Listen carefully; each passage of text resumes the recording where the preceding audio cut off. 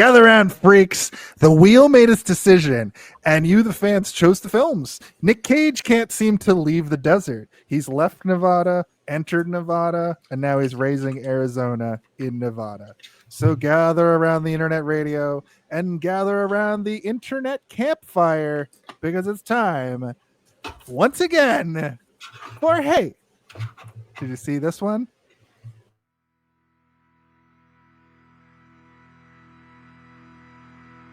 Behold, the odyssey of a chameleon of the silver screen, a sorcerer of chaos and introspection who weaves through genres with unmatched finesse. With fervor and unpredictability, this cinematic alchemist transforms scripts into gold, captivating audiences in thrillers and whimsical adventures alike. Join us as we watch a man shift from explosive action heroics to profound vulnerability, while he crafts a legacy that defies the ordinary, embarking on a mystical journey of artistic audacity and endless reinvention. Because this month, Hey, Did You See This One? Invites you to be trapped in a cage. Oh, no, not the beast! Not the beast! Ah!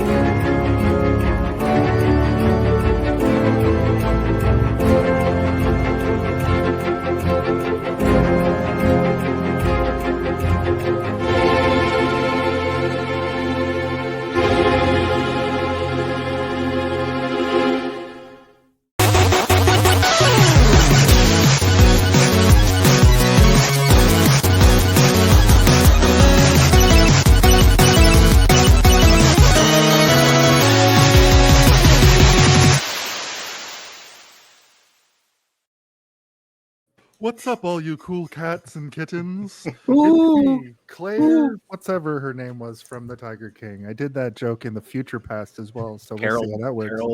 Carol Baskin. Goddamn, Carol Baskin killed her husband. Sorry. Welcome to Hey, Did You See This One? Goddamn gator. A gator. She shot his ass and fed him to a gator. That's not bad, actually. That's pretty good. I'm a homosexual man, and I get my husband's addicted to methamphetamine. That's accurate. Thanks, Tiger King. And never blink. Yeah. No. Welcome how to to blink, don't have time to blink. I will never financially recover from this.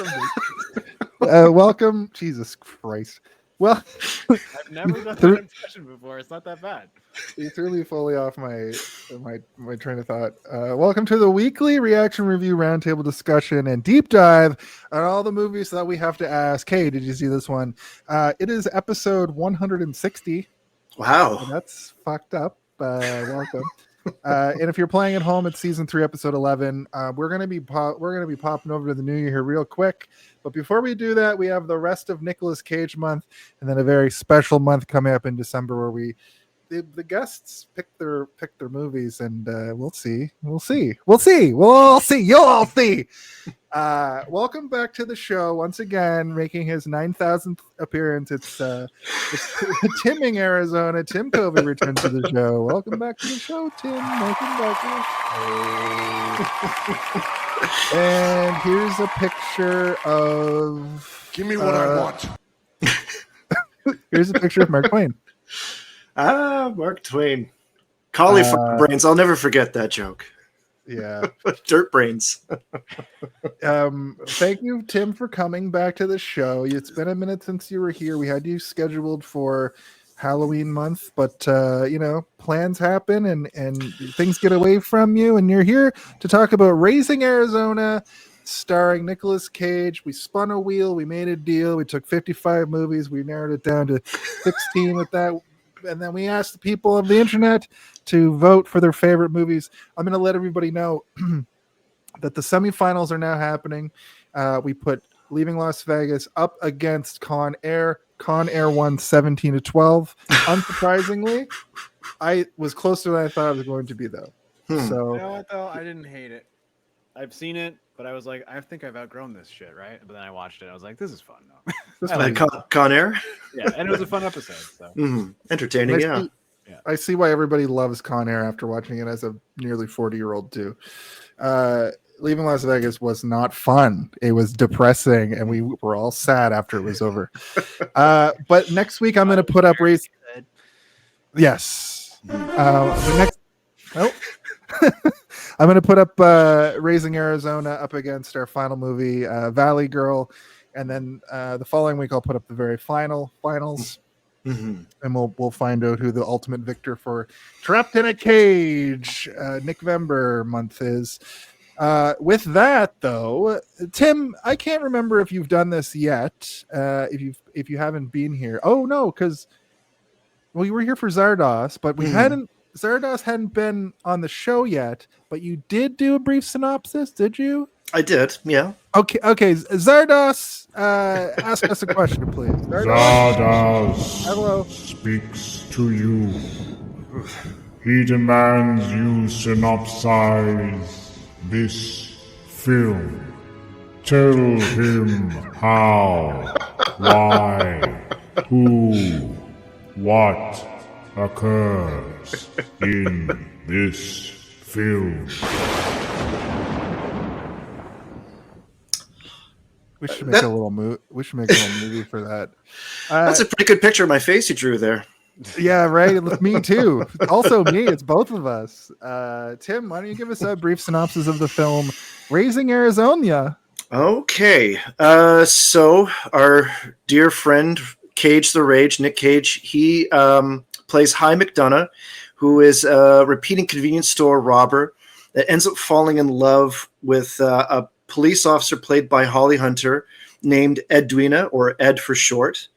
And she's the police officer that routinely has to do his mugshot and check his prints each time. And each time he sees her, he's falling more in love with her. And eventually he makes this move and they get married and start building a happy life together. But they decide after wanting to start having children that they physically can't. And because of his criminal record, they cannot adopt.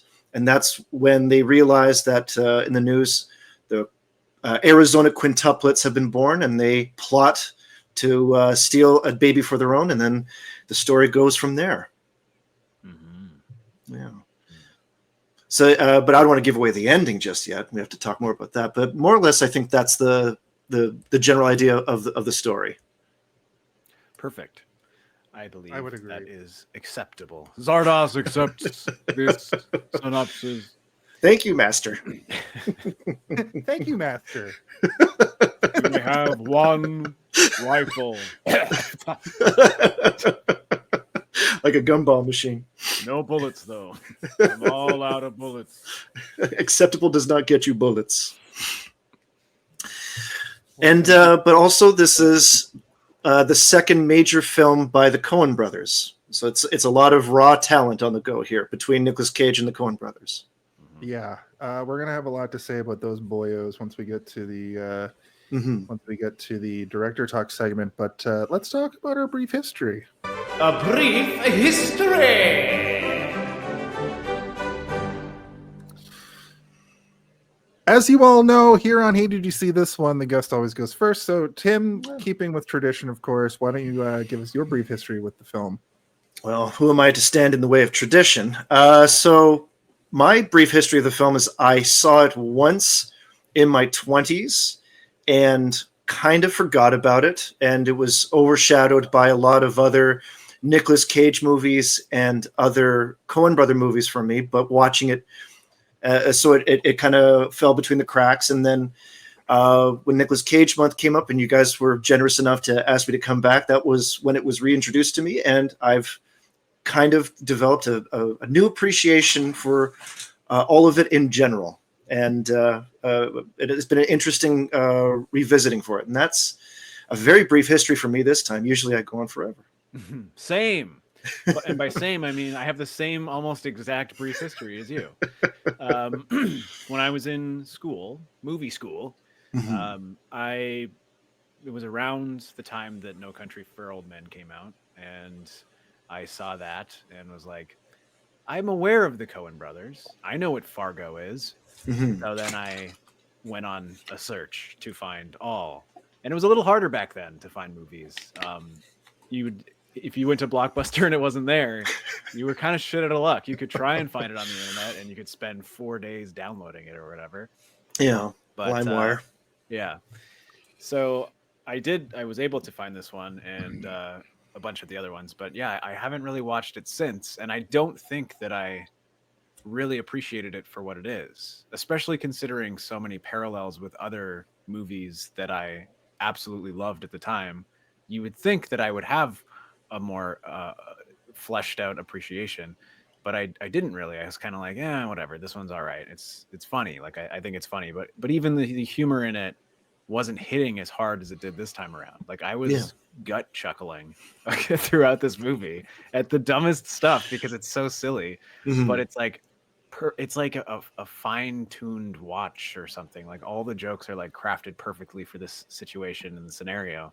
And considering it's like I guess it would be a sophomore movie, right? Like it's the second film of the Coen Brothers, and usually a lot of filmmakers, they'll come out with a banger and then they'll dip on their second one and then maybe have a resurgence afterwards. But I would argue that this is a more competent and more entertaining and maybe just overall better movie than Blood Simple, but that's debatable. I do like that movie as well, but I think that this movie has a resonance and it still works today. There's nothing about this movie that makes it feel dated, really. Even like the Yoda pajamas joke is still relevant now, except now it's Baby Yoda. Baby Yoda pajamas. It's got Baby Yodas on it or some shit. I was, when we got this one, I was intrigued to revisit it because it's been so long. But I was happy that it won in its battle because it has been so long, and it's one of the only ones that we did this month that I have seen. The other ones I'm like, oh wow, I've seen 50 out of the 55 we've submitted, and we rolled in 5 ones that I've not seen. I'm like, oh shit, okay, yeah, that's my brief history. I mean, I'm with you guys. Going into this movie, I sort of didn't know what to expect. I had an idea of what it was, but I didn't realize that it was a straight up comedy with heart, which is kind of what it is. It's kind of like a lot of the other Coen Brothers stuff when you really get into it, but without really recognizing that it is that before you go into it, you just see them sitting with the baby. And I like a lot of sitcoms from the early 2000s are evoked when I think of this. The setting of Arizona reminds me of that one with the guy from Breaker High, where they also are like criminals who raise a baby. I fucking can't remember. I thought there was a Raising Hope sitcom, and I've talked about this on the show before. Yeah, but there isn't. But basically, I watched it yesterday, and I really I was blown away by how, like Steve was saying, like how genuinely intelligently funny it is. Like for being like kind of a goofy comedy by,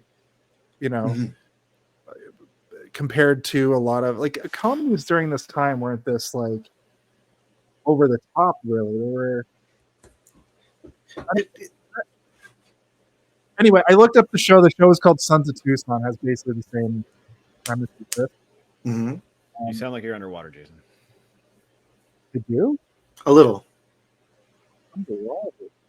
It's getting worse. It sounds like you're going further and further underwater. Don't go to the Titanic, no matter what the billionaires say. This is the sound of my voice when I'm there you go. talking. There you go. Might have just been. Was that whole time I said it underwater? No, we can No, understand. just kind of tapered a little. Yeah. Yeah.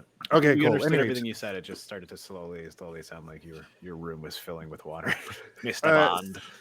Sons of Tucson was basically three young brothers hire a charming wayward schemer to stand in as their father when their real one goes to prison. So it's not even like really the same. It's just a criminal raises these three boys. It's like a I thought you were Malcolm in gonna the be middle. like maybe it was just one episode where they steal a baby.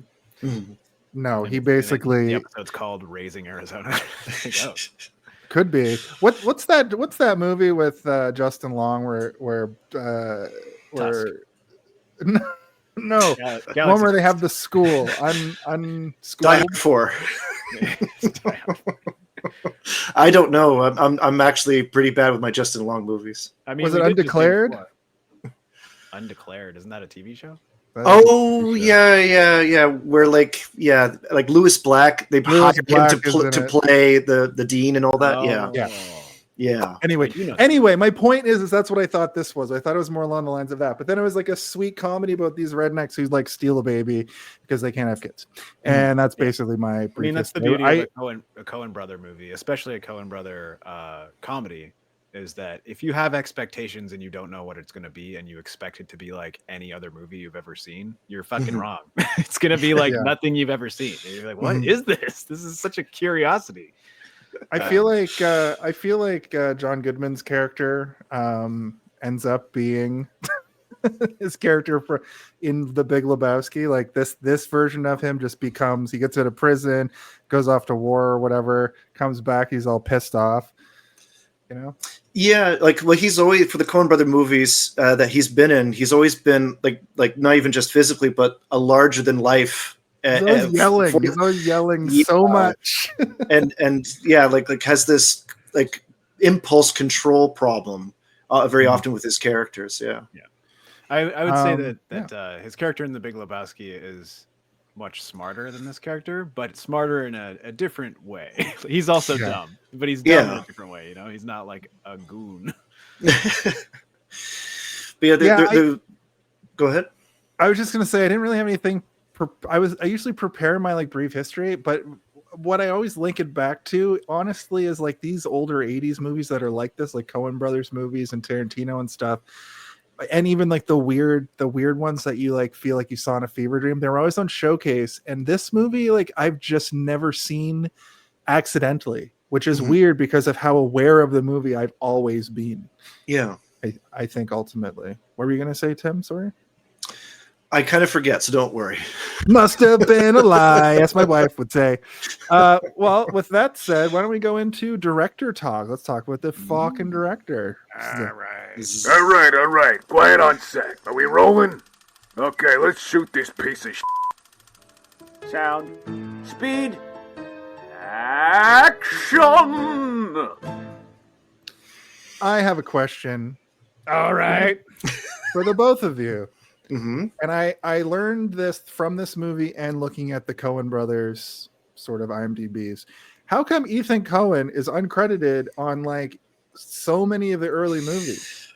I think it has to do with Directors Guild stuff that because like they kind of ran into this problem with Sin City because that technically has 3 directors anyway, even though it's kind of all under one in a fashion. And all these kinds of things have run into problems before. Even for George Lucas for Star Wars, got kicked out of the Directors Guild.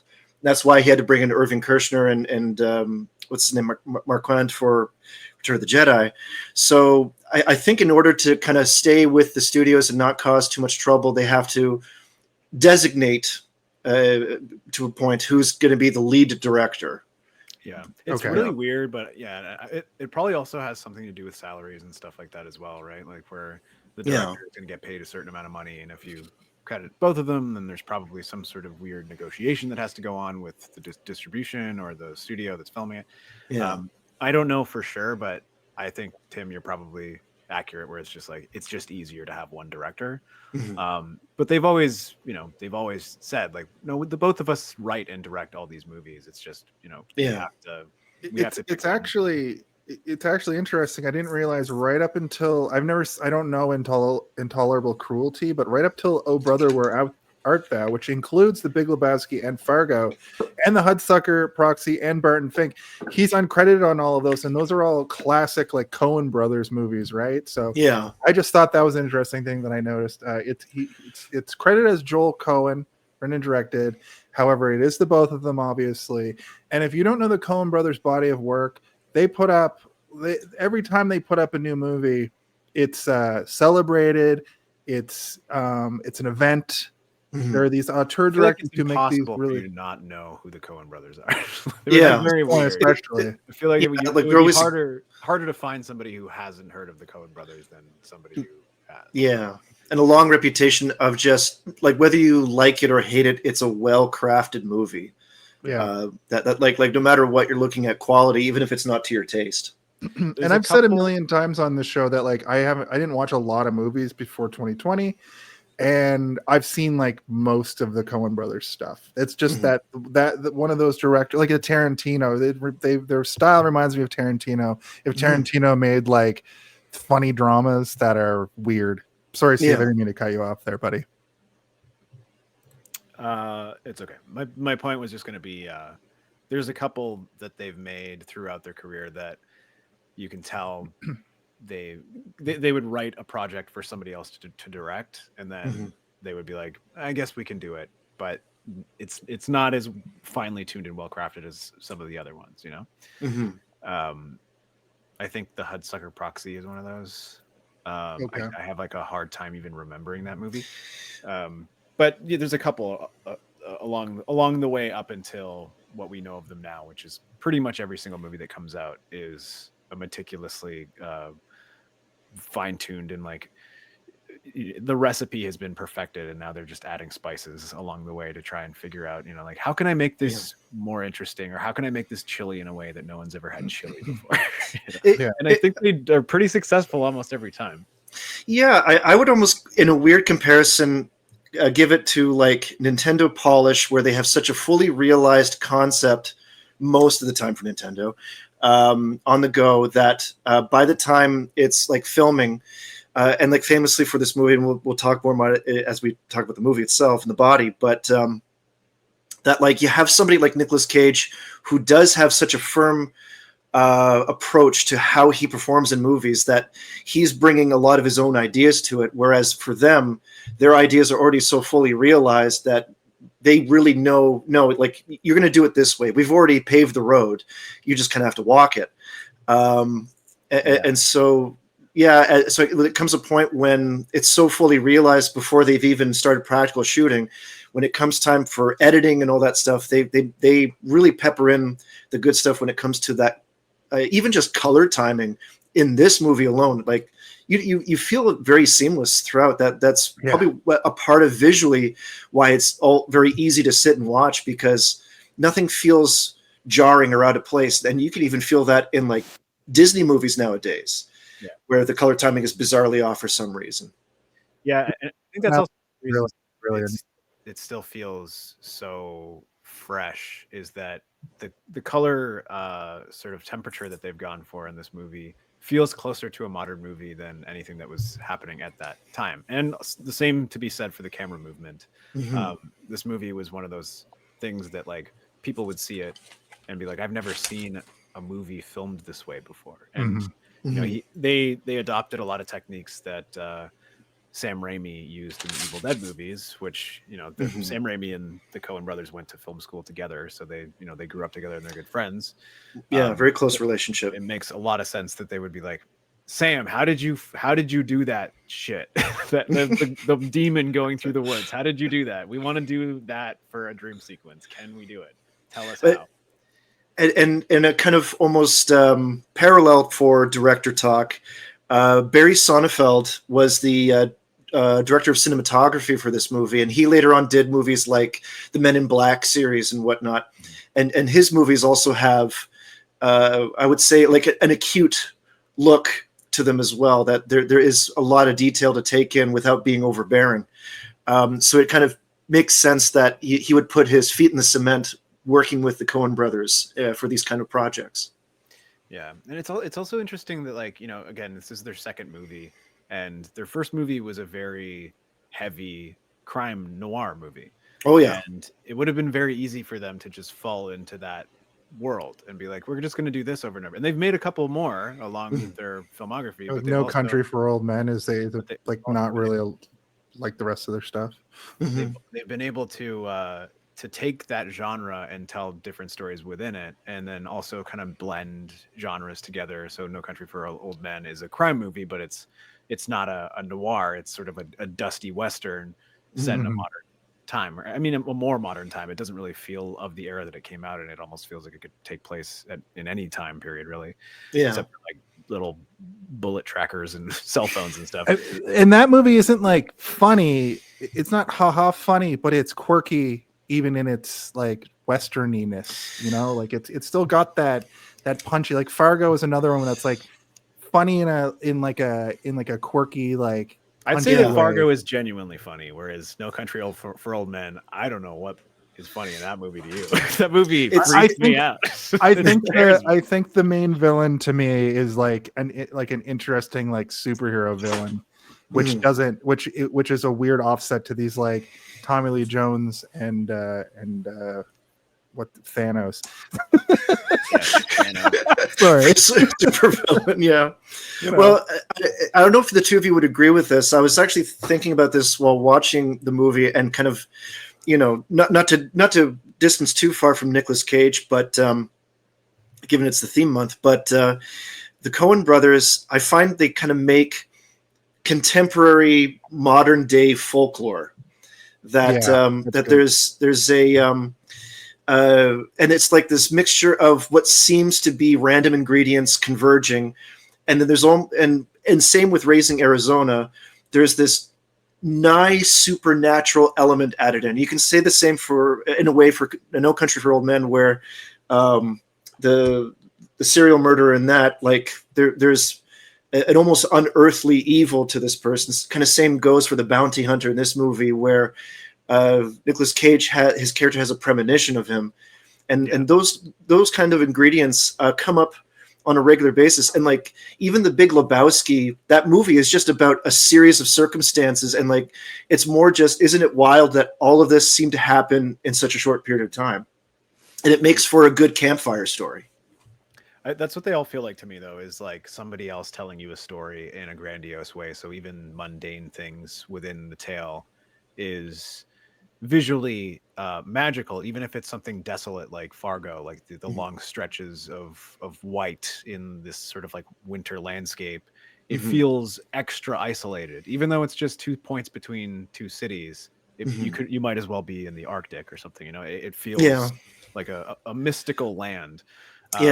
So I think Campfire Story is very astute, because that's what it feels like. Somebody is telling you a story, like, gather around and let me tell you the tale of Fargo. It was crazy. But that can be said about pretty much every single one of their movies, even like Burn After Reading, or I love Burn After Reading. Even True Grit. Like they all feel, they feel like magical stories. They feel like fairy tales, even though most of them are grounded in reality, just visually and the way people speak. Like even in this movie, the bounty hunter is most definitely implied to be supernatural. It's almost as though Nicolas Cage conjured him from a dream. You know, when he's and I know a lot of that stuff he's dreaming about him, but like at the end of the movie, when he gets shot in the hand, his hand bursts into flames. Like this guy's literally a demon. It's great, and like every single sound effect that accompanies him is an animal. Like there's never any normal sound effects. You know, when he breathes heavily, it's like a boar sound effect. When he screams, it's a lion. Well, get ready later on for that Theories song, because I do have some that one for later, because I do have a little bit to say about that. It might be a tad far-fetched, especially for me, but anyway. And to see this in such a kind of incubating stage, in a manner of speaking, for the Coen brothers, and not to kind of blow too much smoke up their asses, like they're just humans like the rest of us, but They're just better than us. But there's always something about seeing creative people with such fully realized or fully activated talent and vision that it makes you think this is serendipitous, that this was meant to be. And these people were meant to be creative people, and to put them in a factory line would be a shame. Yeah. So yeah, like it's great that they're doing what they're doing. Do you guys have a favorite Coen Brothers movie before we move into? That's so funny that you're asking that, because I was literally like 10 minutes ago going to ask that question. I think for me it's going to be The Big Lebowski.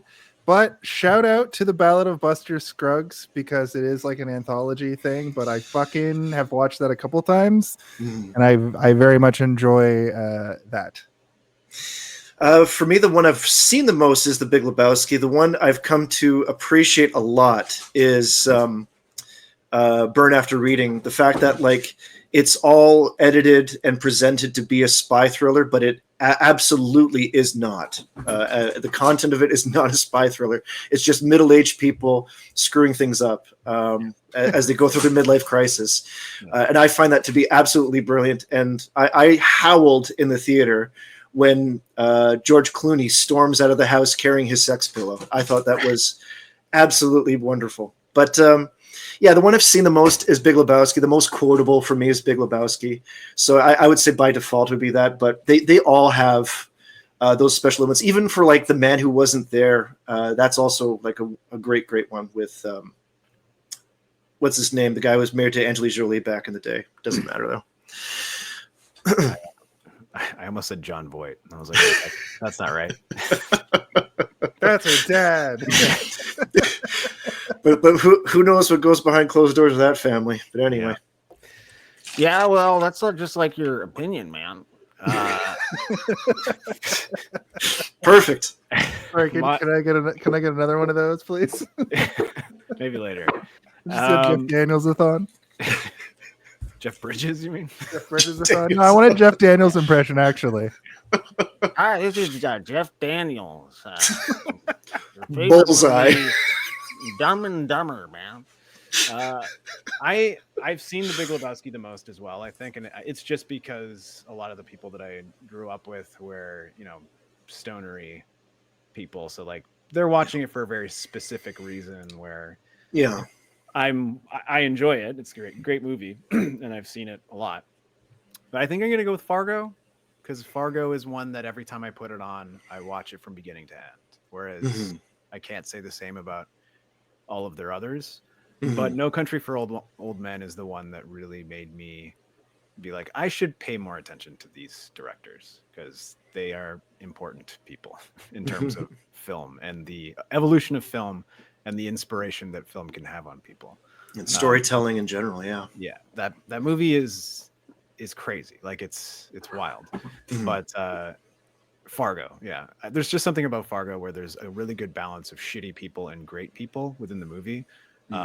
Like super likable people versus despicable people that you despise, and then one particular person that you feel really bad for, but you kind of despise him because he's doing despicable stuff along the way. Yeah.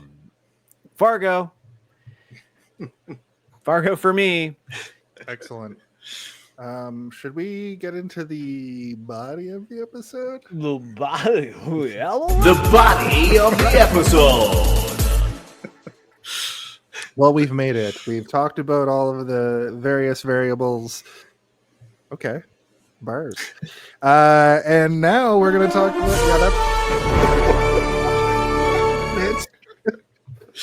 I don't know why, but Spider-Man, when you play Spider-Man at me, it makes me mad.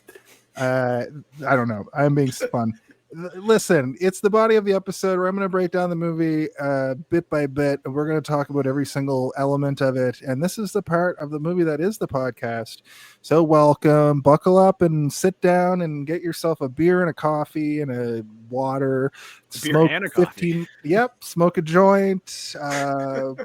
Put on your favorite Zelda game that you need to grind out rupees in, because we're gonna talk it all down until we get through it. And I'm just gonna open this up.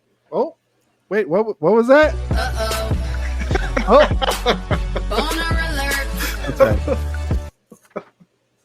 The first note that I wrote was, "Hi McDonough, call me Hi." He's so young, John Goodman. But let me set the scene for you. Wait, what the fuck? What the fuck? What was that note? Hi McDonough, John Goodman. He's so young. What was that note? It was just stream of consciousness. Stroke on paper. Listen, people out here stroking all over the place. Oh my God. Okay. Recidivist.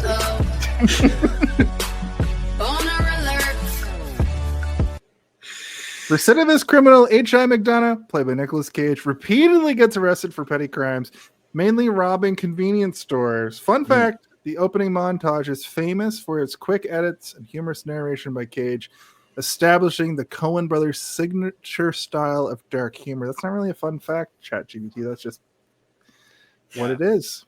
It's also known for its notoriously long prologue. Like, it's the longest cold open to ever exist. It's Before we did a movie. Yeah. What would be a first act in a regular movie is basically just smushed into 20 minutes of Nicolas Cage talking the whole time. And then him like getting out on parole and then going right back into prison. There was a movie we did recently that had the same thing where there's like a whole first act and then it says the name of the movie. I can't remember what it was. Was it one of the horror movies we did? Anyway, doesn't matter. Hey, can you hit me with a little title drop there? That's when they said the name of the movie in the movie. So I'll just get this out of the way. They don't actually say look at the camera raising Arizona, but they say Arizona a bunch of times in this movie, which I think is close enough. And at 2 minutes and 50 seconds, yeah, shut up. They say it. I really like that sting, and we didn't get to use it for the last couple episodes because nobody was like, "I'm leaving Las Vegas. I need to get out of Las Vegas. I need to get out of Las Vegas. A body bag. Yeah, but A body bag. The first note I want to ask you guys about was, did you notice how they never explicitly say they're in like Tucson, they're in some like shitty podunk area in Arizona. Are there 8 people in this prison? Well, it's a large prison, so I don't think so. I would say it's got like a strong focus, and the fact that like it's the same guy mopping the floor each time, it's really hinting at the repeat bad behavior of it, that like he's just going to see the same people over again. He's going to see the same people at the counseling circle, and to the point where it doesn't matter. You don't need to see the whole cell block filled with everybody. Yeah, it's also a low budget movie, so yeah, you can tell that the movie was spending its budget wisely. You know, I get all that, but I almost feel like it's an in joke that they're in such a small place that this giant prison only has a few inmates. I get what you guys are saying. I get that like you can't populate a whole prison because that costs money, but I almost felt like it very much felt like there's that scene where he walks by the guy mopping and all the cells are just empty. I just thought that they did that. They could have just had like a smaller prison and shot at a smaller prison, but I felt like they purposely filmed in a giant looking prison and only had a few inmates just to show you how small scale and in such a small town they are. Yeah. That's all. The movie in general has a stark quality to it. Where even the scene with the most extras in it, they're face down on the ground. So like you don't even really see anybody outside of the main characters. I thought that it added to that storybook feel that we were talking about before, where it's like, we're not going to populate the movie with characters that don't matter because they don't matter. The only thing that we're ever going to show you is something that is there specifically and purposefully. But the prison can't be that empty because he has a cellmate. If it was empty, they would give him his own cell, right? Yeah, that's true. That's true. Or maybe that guy just really likes that guy. So he's like, no, just put me in the same one I was in last time. I like that guy, the guy who eats sand when he tells you. This is 2 movies in a row that we've seen Nic Cage also just lying in a bed in a cell like this. Oh, right. That was the first line that like actually cracked me up to the point that the person I was watching it with us was like, why is that so funny? And I'm like, I don't know, but it's so fucking funny. And the cellmate is like, we eat crawfish, and if we don't have crawfish, we eat crawdaddies, and if we don't have crawdaddies, we eat sand. And he's like, what? And he's like, we eat sand. He's like, you eat sand? Yeah, like there's nothing else before sand you could eat. Yeah. Well, you gotta get the crawdads. Which is funny too because like they're in the desert. So this guy clearly got. What is a crawdaddy? I don't know what it is. It's like crawfish. Crawfish. Crawfish. Okay. Known specifically from like gumbo when you make a gumbo in Louisiana. Is it like a big crawfish, like a bigger crawfish, or is it like? No, it's like you take like a lobster that you would see at the restaurant and just like maybe 1/8 the size. Like we have crawfish in Canada too. I've seen it in the Humber River. Like I know what a just crawfish is. I just didn't know what a crawdaddy was. Oh, okay. Just a name for a crawfish. That guy is definitely from Louisiana. Yeah, but there is. I mean, do they even mention too much that they're physically in Arizona? Because I mean, the other time they mention Arizona is just the Arizona quintuplets, but they're only named that after the dad. So he changed his name to that because he didn't want to be named like Hufffunkel or whatever his name is. You're gonna buy an unpainted Hufffunkel. It's a pretty good point, but I mean, it looks like Nevada. There's oh yeah, well it's desert. It's very very stark, arid, southwestern United States. But to answer your question, I don't think they ever explicitly say they're in Arizona. The whole crux of the joke is that they're raising a baby from the Arizona family. Yeah, and I think that to respond to it, it doesn't matter, right? The beginning of this movie is more or less once upon a time in a land far away or whatever. In a convenience store far away. Exactly. It doesn't matter. It would be the same story no matter where it was set. It's just the accents in the desert landscape are giving you an idea, and the title are kind of creating that for you. But it helps because you can place it wherever you want it to be in your mind.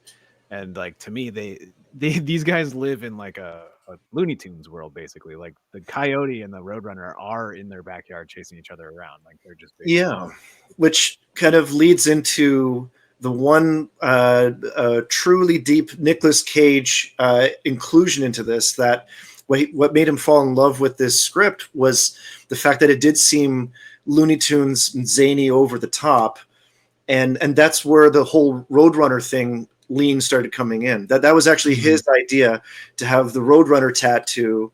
Or no, sorry, he implied the Roadrunner thing, and then Ethan Coen inputted the Roadrunner tattoo as a thing, and to almost how cartoons would have. Woody Woodpecker. Or sorry, yeah, what did I say? It doesn't matter. Woody Woodpecker, absolutely right. Roadrunner. Yeah, no, I know what you meant though. I beg your pardon, but yeah, Woody Woodpecker, but would intentionally have High's hair get crazier and crazier the more stressed out he is, so that he's visibly showing in a cartoonish sense what's kind of going on emotionally with the character. Yeah. Do you know what's crazy about Nic Cage's performance in this? This is only 10 one of his best performances in his entire career. I agree. That's not crazy. I believe that, but this is only like 10 years later. He's in Con Air, and he looks like a different person. Well, his widow's peak is at like full peak by Con Air, I think. Yeah. But I think Con Air, he's wearing a wig at that point. Because you see Leaving Las Vegas, and he's got not a lot left already. At that point. He's got that classic Nic Cage look in Leaving Las Vegas, which is right smack dab in the middle. Well, even in this movie, it kind of looks like a haystack. But I think also, like, just as age goes on, like, he kind of developed different physically, and for him, it's always translated into his performances how physically he puts himself into it. So I think with this one, there's almost like So I don't know if this would make any sense, but like another person that could possibly play this role outside of Nicolas Cage would be maybe Jim Carrey from that time.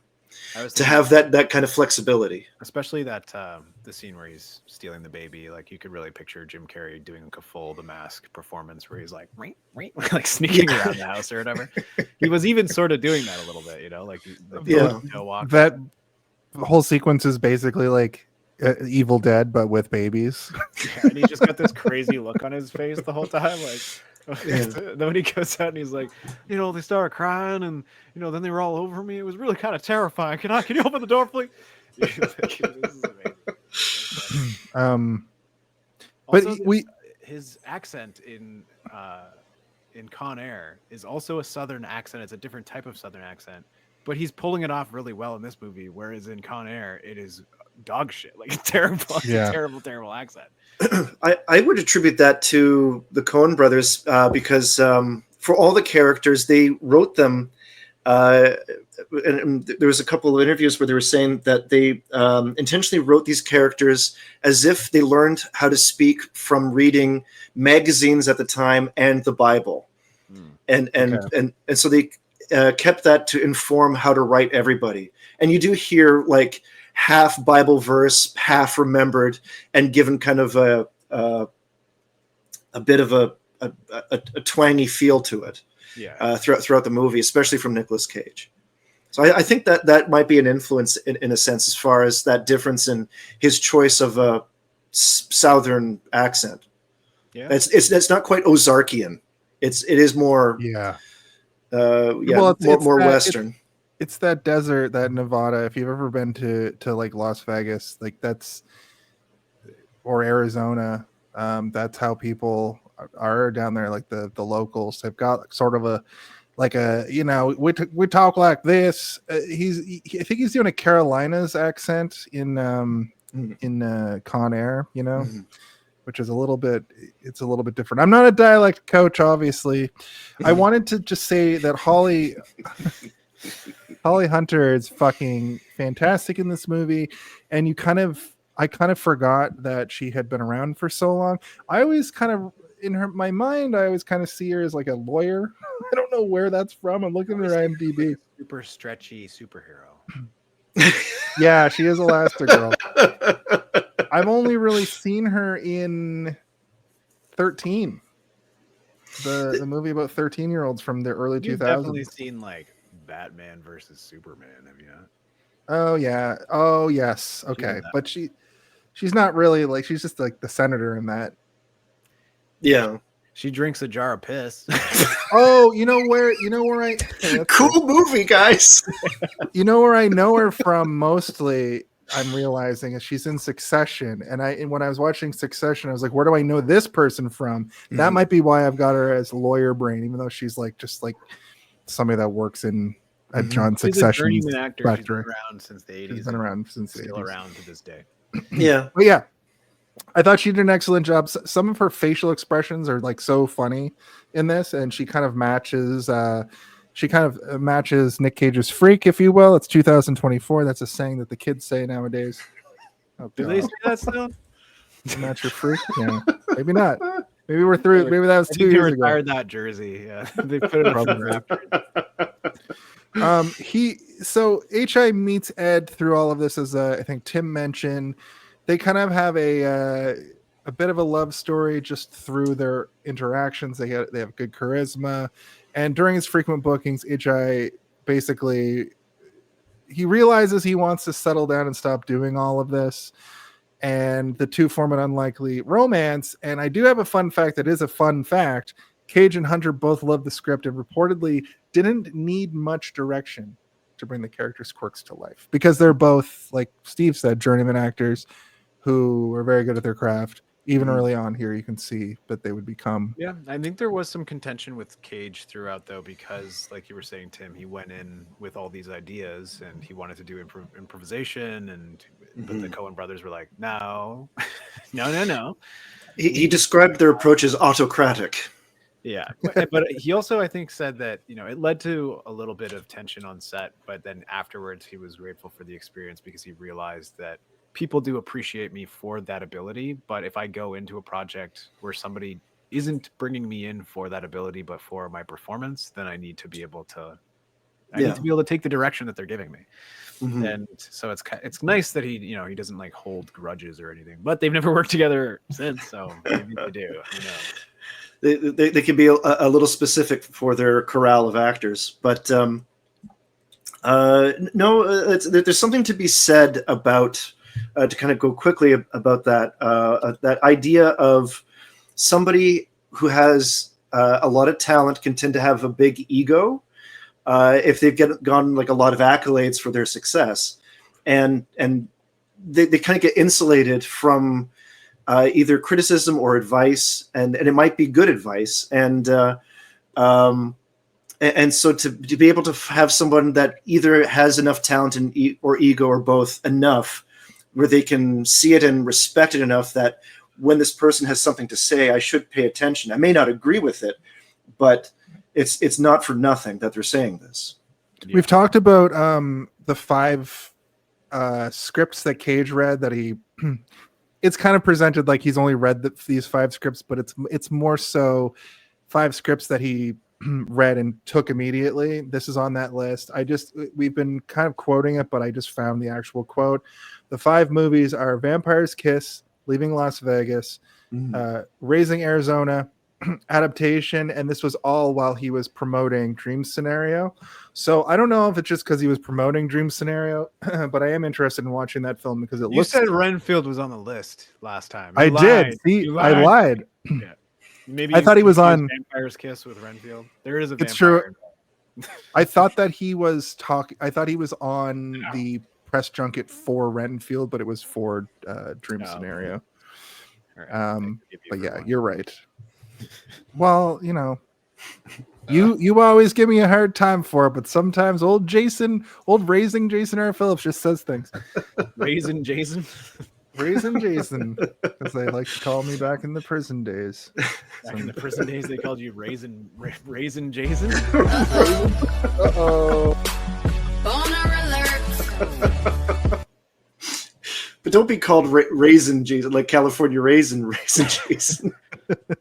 Yeah. That's what I'm going to look like in 10 years at my current rate of substance abuse. Yep, thanks, Spider-Man. Snick, bub. Nope, that's Wolverine. Anyway, he gets Raisin Jason. He marries Edwina, aka Ed. They get the the double wide trailer and the idea of sort of like an unlikely love blooming because she sees how sweet he is when she call him a fiance? My fiance left me. My fiance. Well, he slides that little ring on her, which is kind of like a promise ring. Well, that's the next time. She's crying because of that, and he's like, "You tell him that he's a no good, sorry sack of shit, and he knows where to find me." And he gives the exact address and cell of the prison. That kind of polar opposites attracting one another. There's also that kind of introduces a somewhat theme in this movie where people breaking their patterns end up ushering in good change in their life, and like him seeing this person that he admires, that like you figure as a convict he would have some kind of bias towards police officers, but for her there's something that draws him out of his cycle of robberies, and introduces him to a good life that as he called it, the salad days, where for him that alone was already like a step into a kind of paradise for him, that even though he was working that job, there's an interesting little reference. I don't know if you guys noticed this when you see him working that steel mill job, and that guy's constantly yapping to him. Sorry, Sammy, it's in the way. The jumpsuits that they're all wearing, they say Hudsucker Industries on them. Meanwhile, this movie is like 4 years before Hudsucker Proxy came out. That's because Sam Raimi and the Coen Brothers were already writing Hudsucker Proxy at the time. Right. But anyway, maybe coincidence, I don't know, but it's interesting that it's there. Anyway, but yeah, like It's in the same universe. Theory alert. theory alert. I mean, it's not even really a theory. It's like it's a fact. It's like that's what It's there. Yeah, it's in the movie. A lot of writers will do that, and like Tarantino, for example, he'll have like a brand of cigarette that is canonical throughout all of his movies. And oh yeah, well, like the Vega brothers and everything too, right? Yeah, the Askew-universe with Kevin Smith. But there's this kind of repeat thing of people that are doing bad things, and then they encounter this element of good that as an element of change, and it breaks that pattern, and they all of a sudden become better people, like not perfect people, but better people. Yeah, and the movie does a really good job of like showing you right out of the gate, even though he's the narrator, and obviously everybody has their own biases to their own lives, but even just the other characters being like, well, you never had no bullets in your guns, and he's like, oh, I didn't want to hurt anybody. Just like, okay, so he's not a bad guy. He just has a weird issue with robbing people. He also says later on in the movie too that like if there's no bullets in the gun, then it's not armed robbery, which is like incorrect. But you can see his line of logic. Yeah. You can see that he thinks that if he's just brandishes a gun with no bullets in it, then he's fine. And maybe that's part of the laws that allow him to just get back out after what 18 months every time. Like we see a weird passage of time. It's implied kind of that we see him go to jail like 3 times. Does he go to jail for a year every time? Something like that. It must be like, so when you consider it that like it's something like approaching 3-4 years that he's doing this, if it's 18 months at a time. But still, it's got that storybook element. It's kind of a cartoon in a lot of ways. We reached the point that, I want to talk about just for a brief moment. What my favorite scene of him repeatedly going to jail is when he robs the convenience store and runs out, and he locked his keys in the car. Basically, he locks himself out of the car and then just runs off into the darkness. Yeah, that was fantastic. Do you guys have a favorite robbery? Probably the one where he is stealing the hoagies. Yeah, that's I would say that too. Only because it's so fleshed out. But his running throughout the whole movie, his running has like this like high need pace to it, but it's also like jetting out to the sides, where like it's so overly exaggerated, but it does look like, well, this is the way this person has to run. Like this is the way he actually does run. Yeah, and the way everybody runs in this movie is overly animated. Like later on when he assaults his boss or whatever, and his boss gets up and he's like, I'm just trying to help you, you're fucking crazy. And he's like running like Steven Seagal, like Steven Seagal run. Dear God, no, I would be afraid to. Oh my God. I've only seen him get into a knife fight with Tommy Lee Jones. All right, you guys talk for a second. I gotta find it. So I'm also looking for a thing that he reminds me of. I'm going to see if this will load. But so there's a video game called Final Fantasy. Just kidding. There's a video game called Mother 3, which is the sequel to Earthbound. And he very much reminds me, because that game is set in sort of a deserty place when it starts. And you meet this character named Duster. And this is what Duster looks like. That kind of reminds me of H.I. McDonough a little bit. What about you, Steve? What about me? What were you cooking up there? I'm looking. Hold on. You're still cooking? I have it. I'm just trying to figure out how to share them. Here we go. Oh, you're doing a clip it up. Oh, right. No. I can't believe you've never seen this, but I like that it's called Steven Seagal Runs Weird. This is my favorite YouTube video. It's called Steven Seagal Runs Weird. And now we just watch it.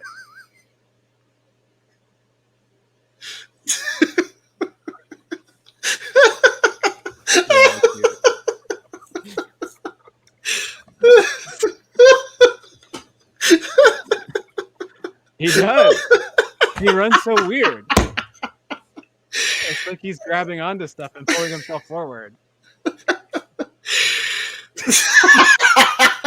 You know what he runs like? He runs like Phoebe in that one episode of Friends where she's like, I like to go for runs, but I like to run weird because it's more fun that way. I think that seems the goal of this ritual.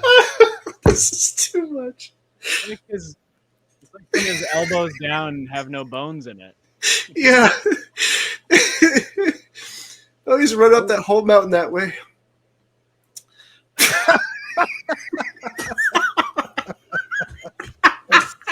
God, what a That's too much.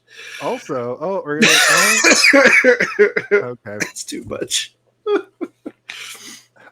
Hey, did you see that YouTube video? Yeah. So H.I. and Ed try to start a family. They find out that she's unable to have kids. She's barren, and their desperation becomes obviously central to the plot. And yeah, it's sad. See, this is the thing that's like it's a comedy with heart because I didn't expect that. I didn't think that was going to be the reason. But at this point, I'm like, wow, what is going to happen in this movie? I've also seen 2 clips from this movie in the intro for this month where John Goodman's covered in blue paint and also Nick Cage is tied to a chair. So I have no idea where this movie is going at this point. Mm-hmm. Yeah, that is like for a comedy, like that's something you kind of have to give some credit to the Coen Brothers that like a comedy wouldn't normally really have some, especially in the 1980s, wouldn't really have that as a plot point as to why they're doing what they're doing. Normally they would just kind of cut right to the doctor and the doctor's like, well, the doctor said we couldn't have it. So and we couldn't adopt and just kind of leave it very nebulous and like at arm's length. Whereas this was like, no. And she's coming back, full of tears and with the sirens going on her car and doesn't just say, I can't have kids. She just straight up says, I'm barren, which is like, for a lot of people, like a very heavy term to use for that. Yeah. And this was part of what I was saying earlier about that Sons of Tucson show, but sitcoms in the mid 2000s that are one like single camera.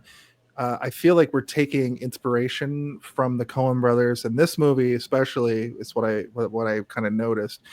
Greg Garcia, who created My Name Is Earl and Raising Hope, both have the same kind of brand of comedy in them. I don't know if you guys ever watched those. I'm very familiar with My Name Is Earl, which has the same sort of like, country bumpkin sort of trying to make himself better as a criminal. Raising Hope is sort of like this guy like knocks up this girl and he's stuck with the baby and his family's weird. And it's just has second time you said knocks up on this show and I'm always like, ugh. I'm sorry. Such a gross term to use. Impregnates? Sure. That's clinical. Yeah, there we go. Very clinical. He impregnates a woman, and then he's stuck with the kid because she's like, nope, I'm going to prison, because she, in Raising Hope, the woman that he impregnates goes to, I almost said it again, goes to prison. Anyway, this movie really just reminded me of like a period of sitcom television, those early single camera sitcoms that came out before every single sitcom became a mockumentary. But that in itself is another situation where people saw Ricky Gervais saw Spinal Tap and he was like, what if mockumentaries were the new sitcom? Right. So Ed and Hi hit a rut until they see an ad on television, not an ad, but a news segment about the Arizona family who own a like furniture shop. Painting Arizona, I believe. Unpainted Arizona. Yeah. And they're having 5 kids because of a miracle drug or some sort of fertility thing that they went through, and they end up having 5 kids. So the Dumb and Dumber here get the genius idea to.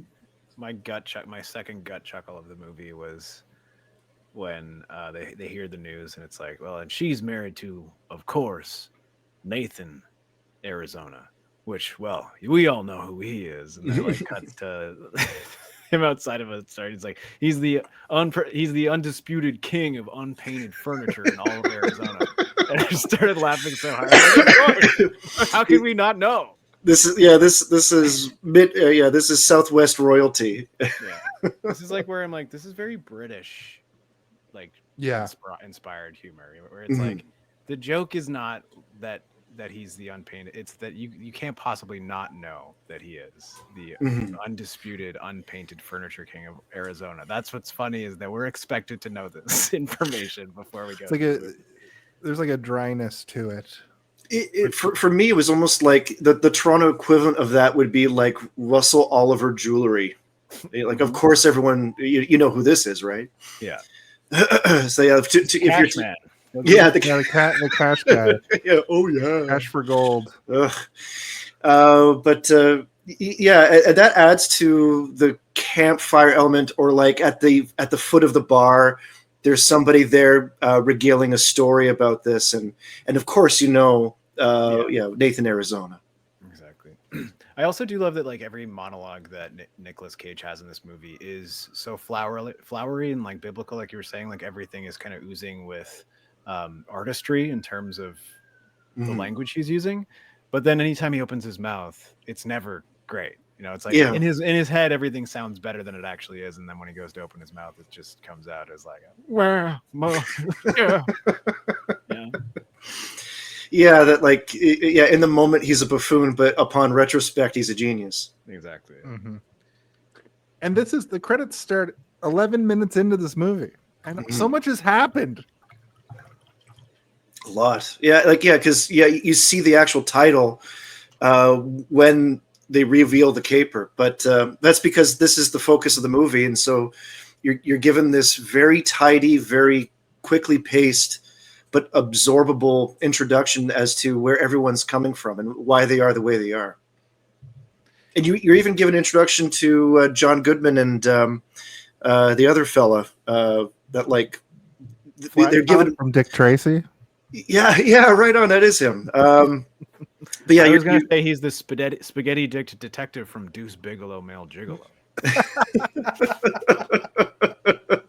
But the thing is like I like recognize this guy's face, and I'm going through his IMDb, and it's like he's just in a whole bunch of shit. Like he just Well, he looks very sun damaged. Not too long after this in life, maybe all that makeup from Dick Tracy ruined him, but he's buttery smooth in this movie. But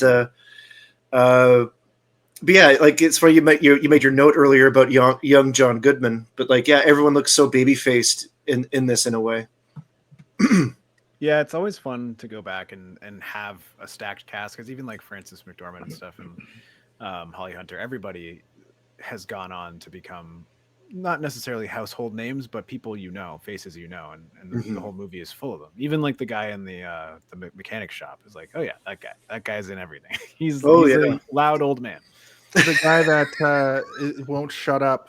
I believe he was Jill's mom in Home Improvement, or dad, I should say. Yes, absolutely. I was going to say he became like a sitcom. He played Jill's mom. Jill. I remember. He's like another character act. All these character actors that you've seen doing all sorts of performances and voice acting as well. I think that guy in particular has done some voice acting for like Batman the animated series and whatnot. Yeah, the one guy that I was like, who's this guy? This guy's got to be somebody, because he looks like he is somebody. But when I saw him, I was like, he looks like Jermaine Clement from from Flight of the Conchords mixed with Martin Scorsese. Like he's probably been in a lot of stuff, right? Clicked on him. Two things in his whole career, and one of them was the prison psychiatrist or whatever he's playing. Turns out he's nobody. And then Randall Tex Cobb, wrestler, I think. Jason, right? Isn't he a wrestler?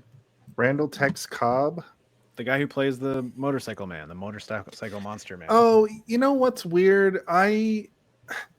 I'm not sure, but I do recognize him in like a weird way. I'm gonna look at one thing him that here. I'm sure of is that his story on the set of this movie is fucking crazy. It's so funny.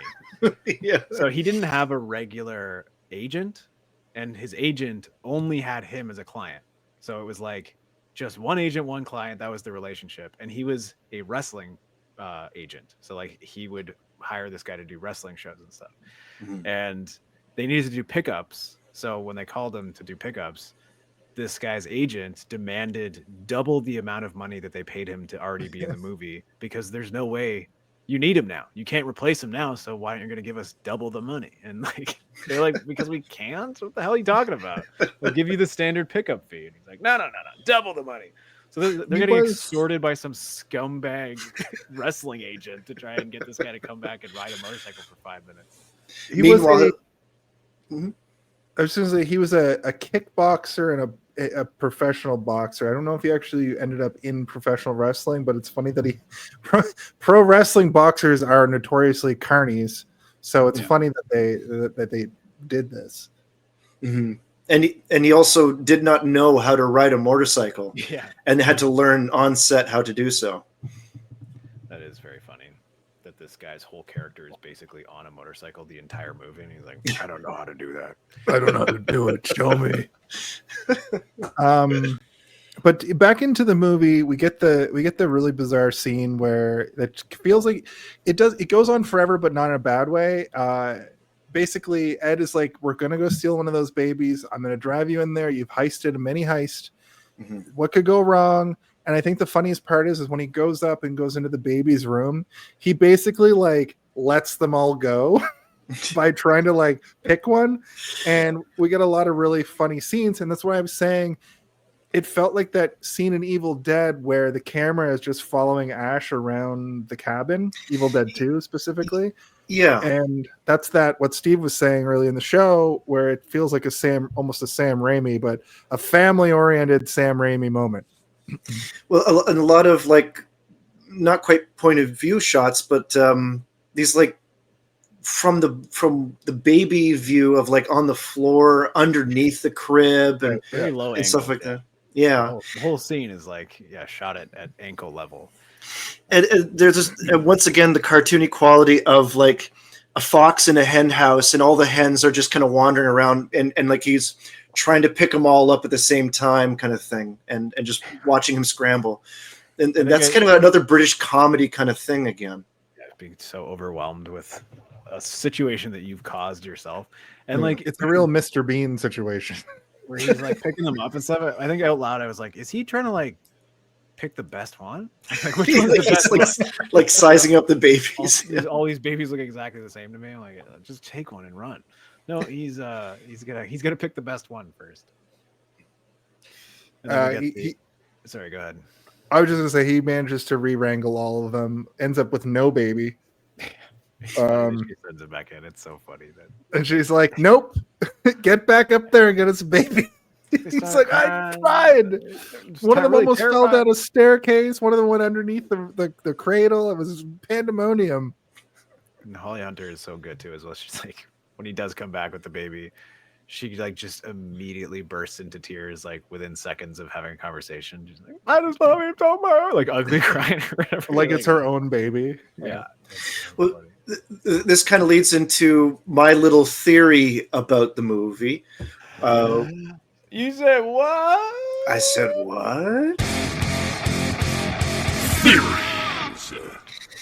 So I have a little theory, and it kind of goes into fruition towards the end of it. So I don't want to go all the way to the end of it, but on the one side of good is the baby, that this baby draws out good in people. And this is the kind of first example of that, where at first Nicolas Cage is apprehensive to take the babies, that these are just, the very symbol of innocence and good. And that, his imperfection, he doesn't want to, further upon this. But then, Holly Hunter being firm, he goes and does it. And then as soon as the baby's presented with her, she just melts right away. And continuously throughout the movie, there is this pattern of whenever people, spend time with Nathan Jr., the baby, anything that's good within them gets drawn out. Yeah. And everybody falls in love with the baby, like immediately too. Like they can't help it but be like, My God, that's a beautiful baby. That's the most Yeah. beautiful baby I've ever seen in my entire life. That they, And I think the inherently- angel from heaven. What I thought was funny about that is like this kid is like, I know Nick Cage has blue eyes and this has blue eyes, but they're both brunette, and this kid has the blondest hair and the bluest eyes, and nobody really questions it until they later, and they're not questioning it because of the way the baby looks. But they're like, "How'd you get a baby so fast?" Listen, I had extremely blonde hair and blue eyes as a child, and neither of my parents have blue eyes or blonde hair, so it's just, Okay, it just happens sometimes. Oh yeah, I used to be nicknamed Billy Idol when I was a toddler. In fact, my dad looked eerily like Nick Cage looks in this movie. He's got very blue eyes, and he's got that. But I got all the other side. I got the dark complexion. We're not living in Game of Thrones where people are like golden hair, black hair. This is a bastard. What do you know about being a bastard? Fun fact: the Coen Brothers had real quintuplets on set, but struggled with keeping them calm and coordinated during the filming of this. Never work with animals or babies. If this was a modern movie, those babies would all be CGI. Yeah, Absolutely nightmarish CGI. Yeah, that's crazy. I didn't know that they were actually all like quintuplets. How the hell did they find that? It's got to be rare, right? the one set of quintuplets in Hollywood at that time. It's got to be easier to find like 3 sets of twins and then just chuck one. We don't need all of them. my little thought on that is that perhaps they probably wrote originally maybe triplets, and they don't need all 3, and then they find out like, oh, there's actually are quintuplets available, ready for rent. It wouldn't surprise me if that was the case, but I mean, I wouldn't know. 5 is way funnier than 5 is like a ludicrous amount of babies. Yeah, there's too many babies. It is also like the joke is easy, but it's funny, which is like Harry, Terry, Barry, Larry, and Nathan Jr. Nathan Jr. It's so funny. They take the baby home. They struggle with a whole bunch of different elements of not realizing that now they have a baby. Neither of them are equipped for raising a baby. They struggle with the challenges of caring for an infant. Comedy ensues as the inexperienced pair attempt diaper challenges and feedings. There's the family photo segment, which I thought was like really endearing and funny. It's really heartwarming because you're lulled into this like, they did it, they got their baby, what could possibly go wrong in any of this? And none of them are thinking about the fact they just stole a human from another family. Yeah, which is inherently so funny because these idiots are just so like devoid of thinking about like 5 minutes from now. They're living in the moment, buddy. They're one of the families from Idiocracy without just like shooting out babies over and over. Yeah. Well, that's kind of an ongoing thing with them is there's this, inherent logic that they keep applying that just suits their immediate needs.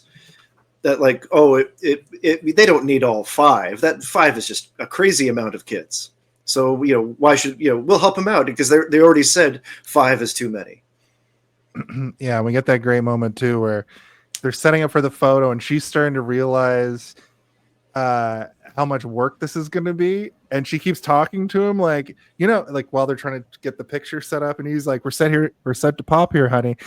And when they finally do take the picture, you get the most sullen look in his face, and she's ranting at him in the picture, which I thought was just a great freeze frame.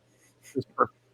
But she's doing is asking for an answer from him, and he's not giving it to her. And he's like, he looks terrified. He's like, fuck.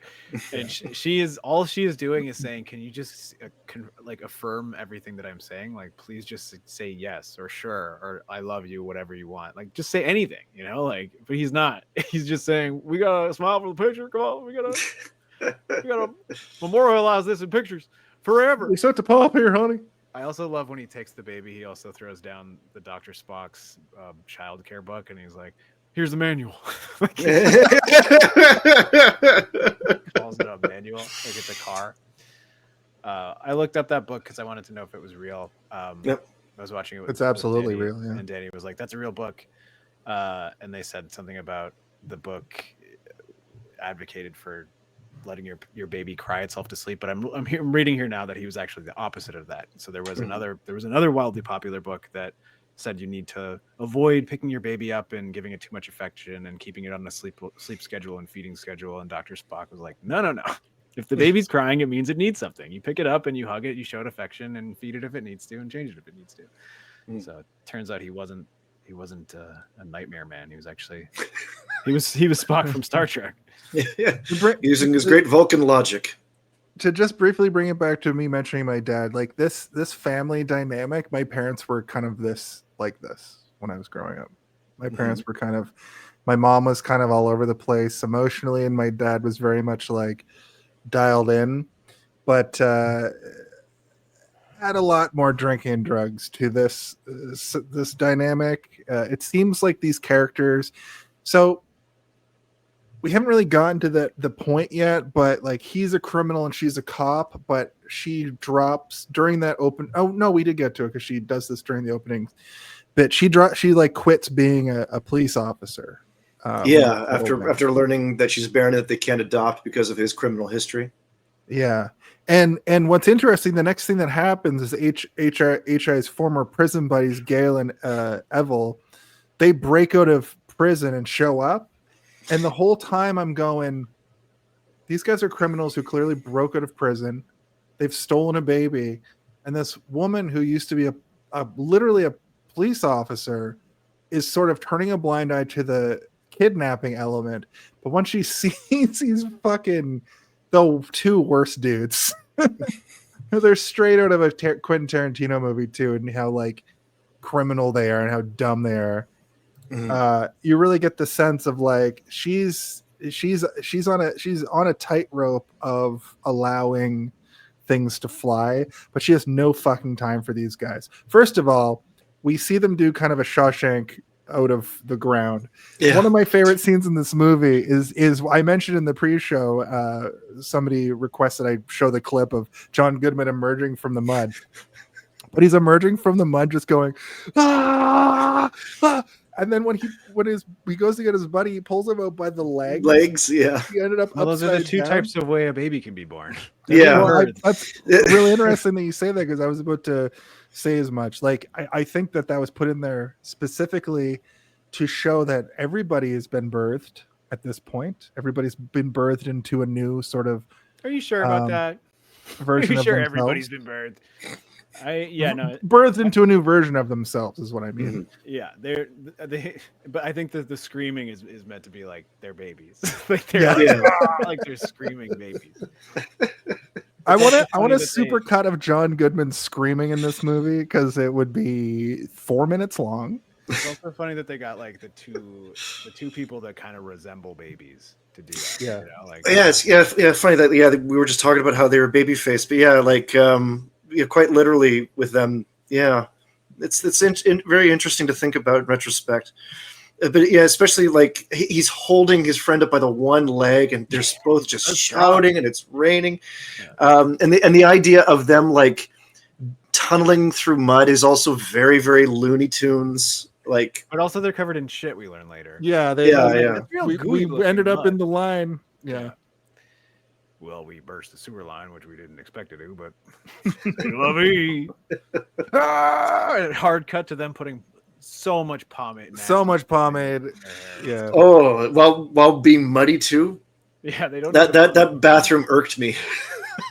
Yeah, that's their number one. Their number one concern is getting their hair pomaded. Which, for as much pomade as they put in their hair in this movie, it always just falls back to curls over their face. Like they can't keep that like greaser look, just the way their hair goes.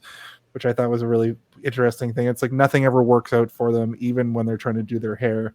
Mm-hmm. You're also trying to like, when does this movie take place? Like this was, I guess they're supposed to be like in their 30s or whatever, or like maybe like their late 20s, or maybe early 20s. I don't know how old they're supposed to be, but they clearly have been in prison most of their lives. Yeah. And so I guess they probably went in there when pomade was the height of hair fashion. It's true, but it's also one of those like out of time. It's very eras. timeless. Yeah, it's very It's like timeless. it's Listen, easily we know the that it came 80s. out after Empire Strikes Back. It takes place after Empire True. Strikes Back because they name drop Yoda in this movie. But it's very much the 80s because the 80s in small towns still looked like the 1950s. So Yeah, and kind of lends into that underprivileged lifestyle where like they're not really informed or educated too much on what they're doing, which also lends into their behavior.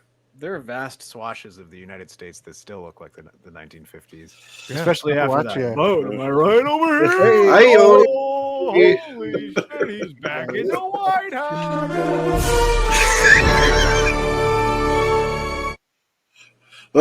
Anyway, everybody says how much pomade, and I've got pomade on right now, and I love pomade. No.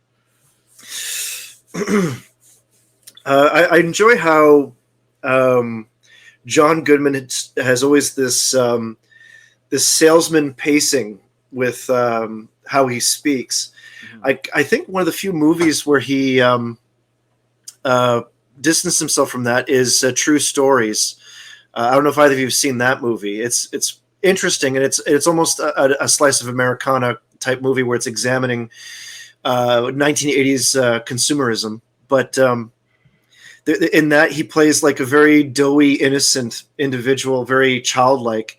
Where and that's made around the same time as this movie, and so to kind of see those two performances contrast against each other, where Hold on a second. That movie has David Byrne in it.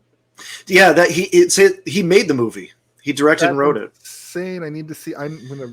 True Stories is a great movie, and that's a movie where it's they've managed to cast a lot of twins to show up randomly all the time in the movie. Anyway, but where John Goodman has this constant like salesman approach to convincing High into letting them stay there, that logically this means it makes sense for them just to stay the night, and then his little toady brother just peppers in that like, well, yeah, I wouldn't let her talk like that if that were me, kind of moments into there as well. So the duo really works in this movie in a very, once again, cartoonishly proportioned sense.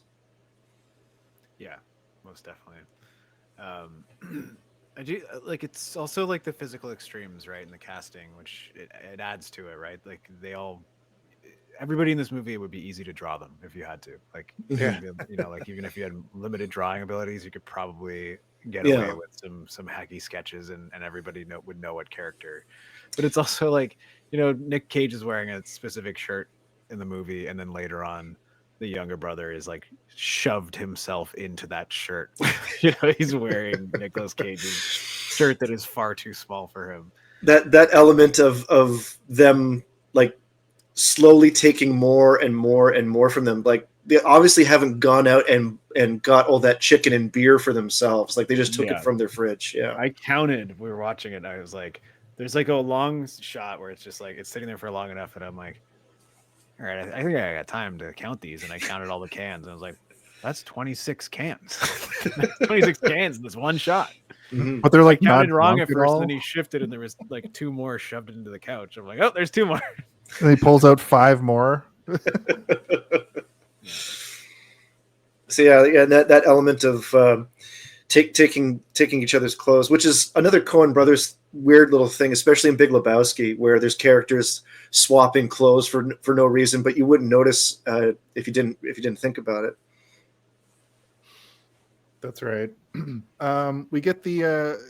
We get him going to sleep that night. He has the dream with all the weird ethereal stuff. He starts to dream of this man on a motorcycle who is very much seems like Ghost Rider a little bit. I thought that was a funny little thing because Nick Cage goes on to play Ghost Rider, which I thought was interesting.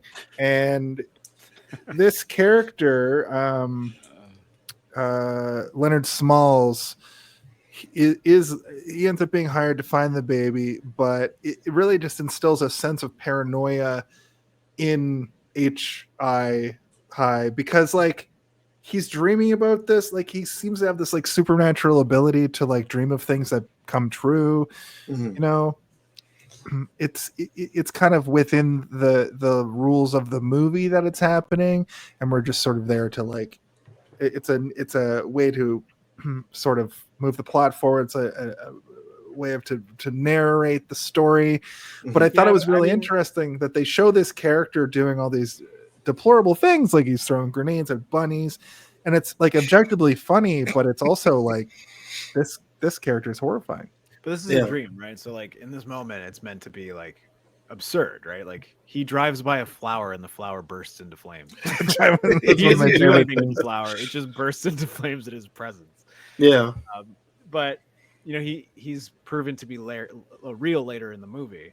And you know, this is one of those things where it's like you have a nightmare and then you see something in real life and you equate it to the nightmare, and he's like, did I summon him?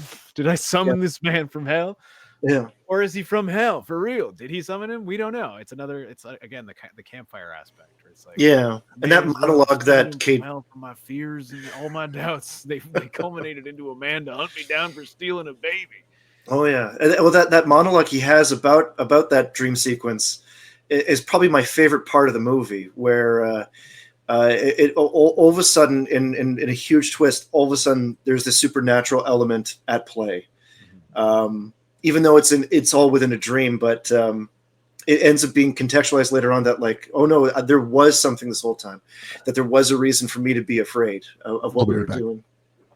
Also, the idea that like, you know, maybe he is having premonitions, it makes the ending a little bit sweeter, you know, like it's like a spoonful of sugar with medicine at the end, where it's like, you know, they gave the baby back, they didn't get the reward, all they got was like a little bit of advice from the unpainted furniture man mogul of Arizona. But then he has another dream, and then the dream that he has is that Nathan Jr. goes on to have a wonderful life and career, and that he and his wife end up having many children and many grandchildren and all that. So it lets you kind of leave being like, well, at least, you know, if he was able to conjure a demon motorcyclist from hell, maybe he was able to conjure himself a happily ever after with Holly Hunter, you know? Mm-hmm. Which is nice. That's one thing that is good about this movie, where like a lot of other Coen Brother movies, they either kind of just end, that the story has run out at this point, all of the wild circumstances have happened, or they end kind of like in a very cold, dark way, like in No Country for Old Men. Whereas this watching that being like, I had the same reaction when I saw Jango Fett getting his head cut off by Mace Windu, where I was like, he's not dead, right? That's not him, right? The clone, probably. I like how that was the tragedy of the movie. Yeah, Jango Fett would rule. Why do you have to die like that? But like that premonition thing is a repeat factor in all this, which adds to the fairy tale storybook element of it all, for sure. Yeah, and you know, like, because it is told like it more or less starts with once upon a time in a faraway land, it needs to end with a happily ever after as well, right? And they do bookend it like a children's story, which is good because it's not a movie for children at all, but it feels like one for adults, you know.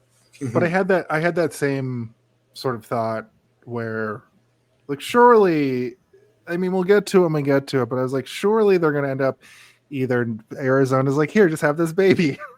You like, thought he was going to give him a baby? Here, not Nathan Jr., that's the best one. Here, take Larry. He's all right, easy. Or it's like... you can't go into the sun for too long. I'll give you the stuff that we use to have our kids, but no, you know, she's barren, so there's no eggs to be fertilized. Yeah, it's very sad, you know. It's Rocky where his seed cannot take purchase, I believe. Yes, that is the exact time. Which is like a very biblical way to phrase it in a sense. Yeah. And this makes this premonition makes High very paranoid about keeping Nathan Jr. And then basically the next thing that happens is it's revealed to them via TV again that the Arizona family has noticed one of their children is missing.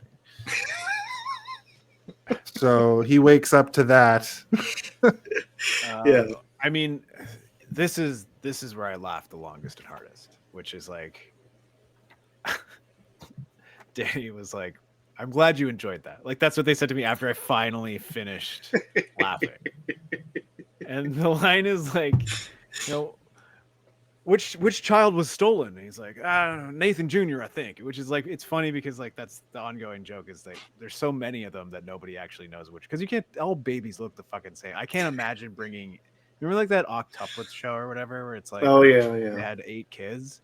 You know that they named one of those kids something, and then somewhere along the line they fucked up, and it's not the same kid. Another kid has Octomom? Truth is stranger than fiction. There are tons of wild stories of that kind of stuff. Yeah. So it's like they say, some people believe that he was abducted by aliens, and then he gets so serious and he says, "Don't print that, son. If my wife hears that, she'll think it's all over. She'll lose all hope." It's like she'll lose all hope. Yeah, that was one of the news reporters, right? Yeah. And like, it's the funniest fucking thing in the world that like she's already devastated, but if she finds out that he might have been abducted by aliens, she'll lose all hope. Like that's the end. Yeah. So the FBI comes to investigate. They ask a series of questions. That's sort of what Steve outlined there. It's very funny. The police also find the place where the boys escaped during all of this. So though, like their involvement comes into question a little bit. I thought it was funny that when we see them emerging from the mud, it's very like them coming out of like solid mud. But when they show it, there's just a hole in the ground. Mm-hmm. That was interesting. And we also find out the bounty hunter man is real, because he shows up here and he's just like looking around. He hasn't approached Arizona yet. And then we get the really fun moment where Ed is like, "You guys got to go," and then John Goodman is like, "Hey, I hear it in her voice. She just doesn't know what she's talking about. Clearly, she's got a bee in her bonnet, and you got to lay down the law, soldier." And there's a video shot of him pulling a spoon out of the cereal and just flings like a I don't know, like a streak of milk goes across the room. I'm like, yeah. I wonder if they like did that once back, that they tried to recreate it, or if it was happy accident. It makes him so sort of like he just disregards his surroundings so much, which again plays into later on when they not once but twice forget that the baby is on the roof of the car to drive away with the baby on the roof of the car, which is a lot of repeating as comedy in this movie. Rule of threes kind of happens a lot, but it's like rule of twos some of the time. It's a flexible rule. It's a flexible rule. Frances McDormand and her husband Glenn, who's played by our boy from Everything. What's his name? That actor I think is actually a real life friend of Nicolas Cage. Okay, Sean McMurray. Yeah, he's been in he's another character actor that's just been in so many different things. Like I think he was in a whole bunch of the Farrelly brother movies, the guys who did Dumb and Dumber and whatnot. Yeah, yeah, like he's been tons of stuff. He's a haircut. Yeah, it's that one skeevy haircut. Yeah, he's got perfect teeth and a box haircut. Just put him in anything, and it's going to be automatically funny. I was gonna say I think he's in like, what's the one where he has DID? Me, Myself, and Irene. I couldn't remember. Yeah. I'm just looking. He's been in hundreds of things as well. Oh my god! His IMDb is endless. Oh my god! 204 things. He might be in more things than Sam Jackson. He through the 90s, he was in every sitcom for an episode. Showed up in a million movies. You would know him to see him. Yeah, well, he's one of those character actors that excels at playing a slime ball. He plays the other dad or whatever, like the. Well, and dad. And Barry, the cinematographer Barry Sonnenfield, He directed Addams Family and Addams Family Values. Yeah, he's in Addams Family, which is a fantastic film. And Frances McDormand is the wife here. This couple shows up with their 5 garbage Isn't she children. married to a Coen? She's married to one of the Coens, isn't she? Yeah, Joel. Yeah, Frances McDormand. Yeah. So actually, Holly Hunter was originally supposed to be in that first movie, Blood Simple, right? And she couldn't do it, and so she suggested that Holly Hunter couldn't do it, so she suggested to try Frances McDormand instead, and that's how she met Joel Coen, and then they hit it off afterwards. That's nice. And they're still married? I believe so. And I think they have an adopted child together from Puerto. No, they don't have an adopted. They stole it. They went to Arizona and they stole it. Is that Nathan Jr.? At least imagine they named it Nathan Jr. and his name's not Nathan. Adopt some child named Nathan Arizona Jr. That's ridiculous. I really liked the line "Crazy World," right? That's what Glenn says, and then High says "ought to sell tickets," because he's like, we have this like perception of High that he's like this like idiot, ridiculous person, but then when you put him up against Glenn, High is like the pinnacle of humanity. Because this family sucks so hard. One of their kids, Glenn's like, my kid over there, he can write so good. He's writing all over. And he cuts to him writing, just like scrawling the word fart. Yeah. Which the kid looks so like it looks like there's not a thought in that child's head, you know? Like exactly. His mouth is at the bottom of his chin. His tongue is half out. He's like writing dead behind the eyes. Yeah. But like it's like all the kids are fucked. Every single one. One of them has I was just gonna say like bandage across half their face. The other one is just smacking everything with a stick. The other kid squirts him in the dick and is like, he wet himself. He wet himself. And like, runs away. Well, it's this funny contrast to like High and Ed wanting to have a baby and start a family at any cost, and meanwhile it's contrasted with this terrible dad and terrible family, and they're all unruly and they're all misbehaving, and you kind of wonder if like High is looking at them all and kind of thinking like, is this what I really want? There's this like kind of detachment from the whole situation that, as you were kind of saying before, with the family photo moment where like he's not validating or acknowledging what Ed is saying, and he's just kind of going through the motions. It's hard to say like exactly how committed to the idea of taking on Nathan Arizona Jr. he is. Yeah, I think that there is an incredible sense of sort of like I guess like melancholy, I guess is what you would call it, like throughout the entire movie, or at the very least like a grass is greener mentality where you're always sort of longing for an idea of something that you think you want, and and then you get it and you realize like, oh, it didn't change my life as much as I thought it would, and then you're left with an emptiness. You thought that it might have been filled up for a second, but it's like filling up a sieve with sand or something, where it's like it fills it up for a moment then it starts to deplete. And he's, I think, realizing, right? And he's realizing, and then like everything that's happening is making it more and more, making the holes in the sieve larger. The sand is depleting faster, and the straw is kind of like this guy asking to do like a wife swap. It's like, what the fuck?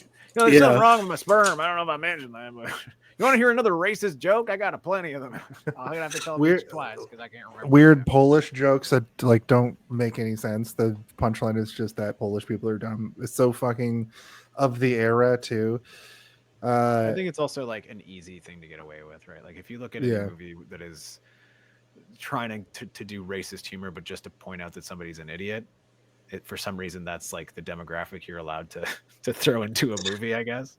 Like, just make fun of Polish people, I guess. And has a payoff for his comeuppance at the end as well. Yeah, for sure. It's even in the closing monologue. It's like, or maybe he made one too many racist jokes for his own good. I don't know. I like the joke about diphtheria, tetanus, the dip tet moment where Francis McDormand keeps being like, "You got to get the dip tet shot. You got to get the dip tet shot." And if they don't, they'll develop lockjaw night vision. Yeah. I remember when the first time I watched this, I remembered the night vision, and the second time I watched this, I'm like, oh, same thought as the last time. What the fuck is night vision? I didn't look it up. Why is it like, bad? Yeah, it sounds pretty good. Like Yeah, a cat? Yeah. But it's like a misremembered thing that she caught from a magazine or something like that. Exactly. Because night vision sounds like it would be very handy to have. Yeah. Glenn and Hy take a little stroll into the desert. They talk excitement and what excites them. I really like how Hy is so over this dude to begin with, and this walk was clear. Like the boys got to go on the walk because they got to get away from the women folk. And then Glenn is like, we're swingers. Let's wife swap. And it's pretty drawn out though too. Like it's like this awkward conversation where the audience sort of you kind of see where it's going, but you're not entirely sure until he finally says it, and you're like, ew. No. Yeah. And Hy punches him so hard that later we find out that he has a neck brace and his face is broken, and he's like, well, he also runs into a fucking pine or a palm tree or some shit. Like, yeah.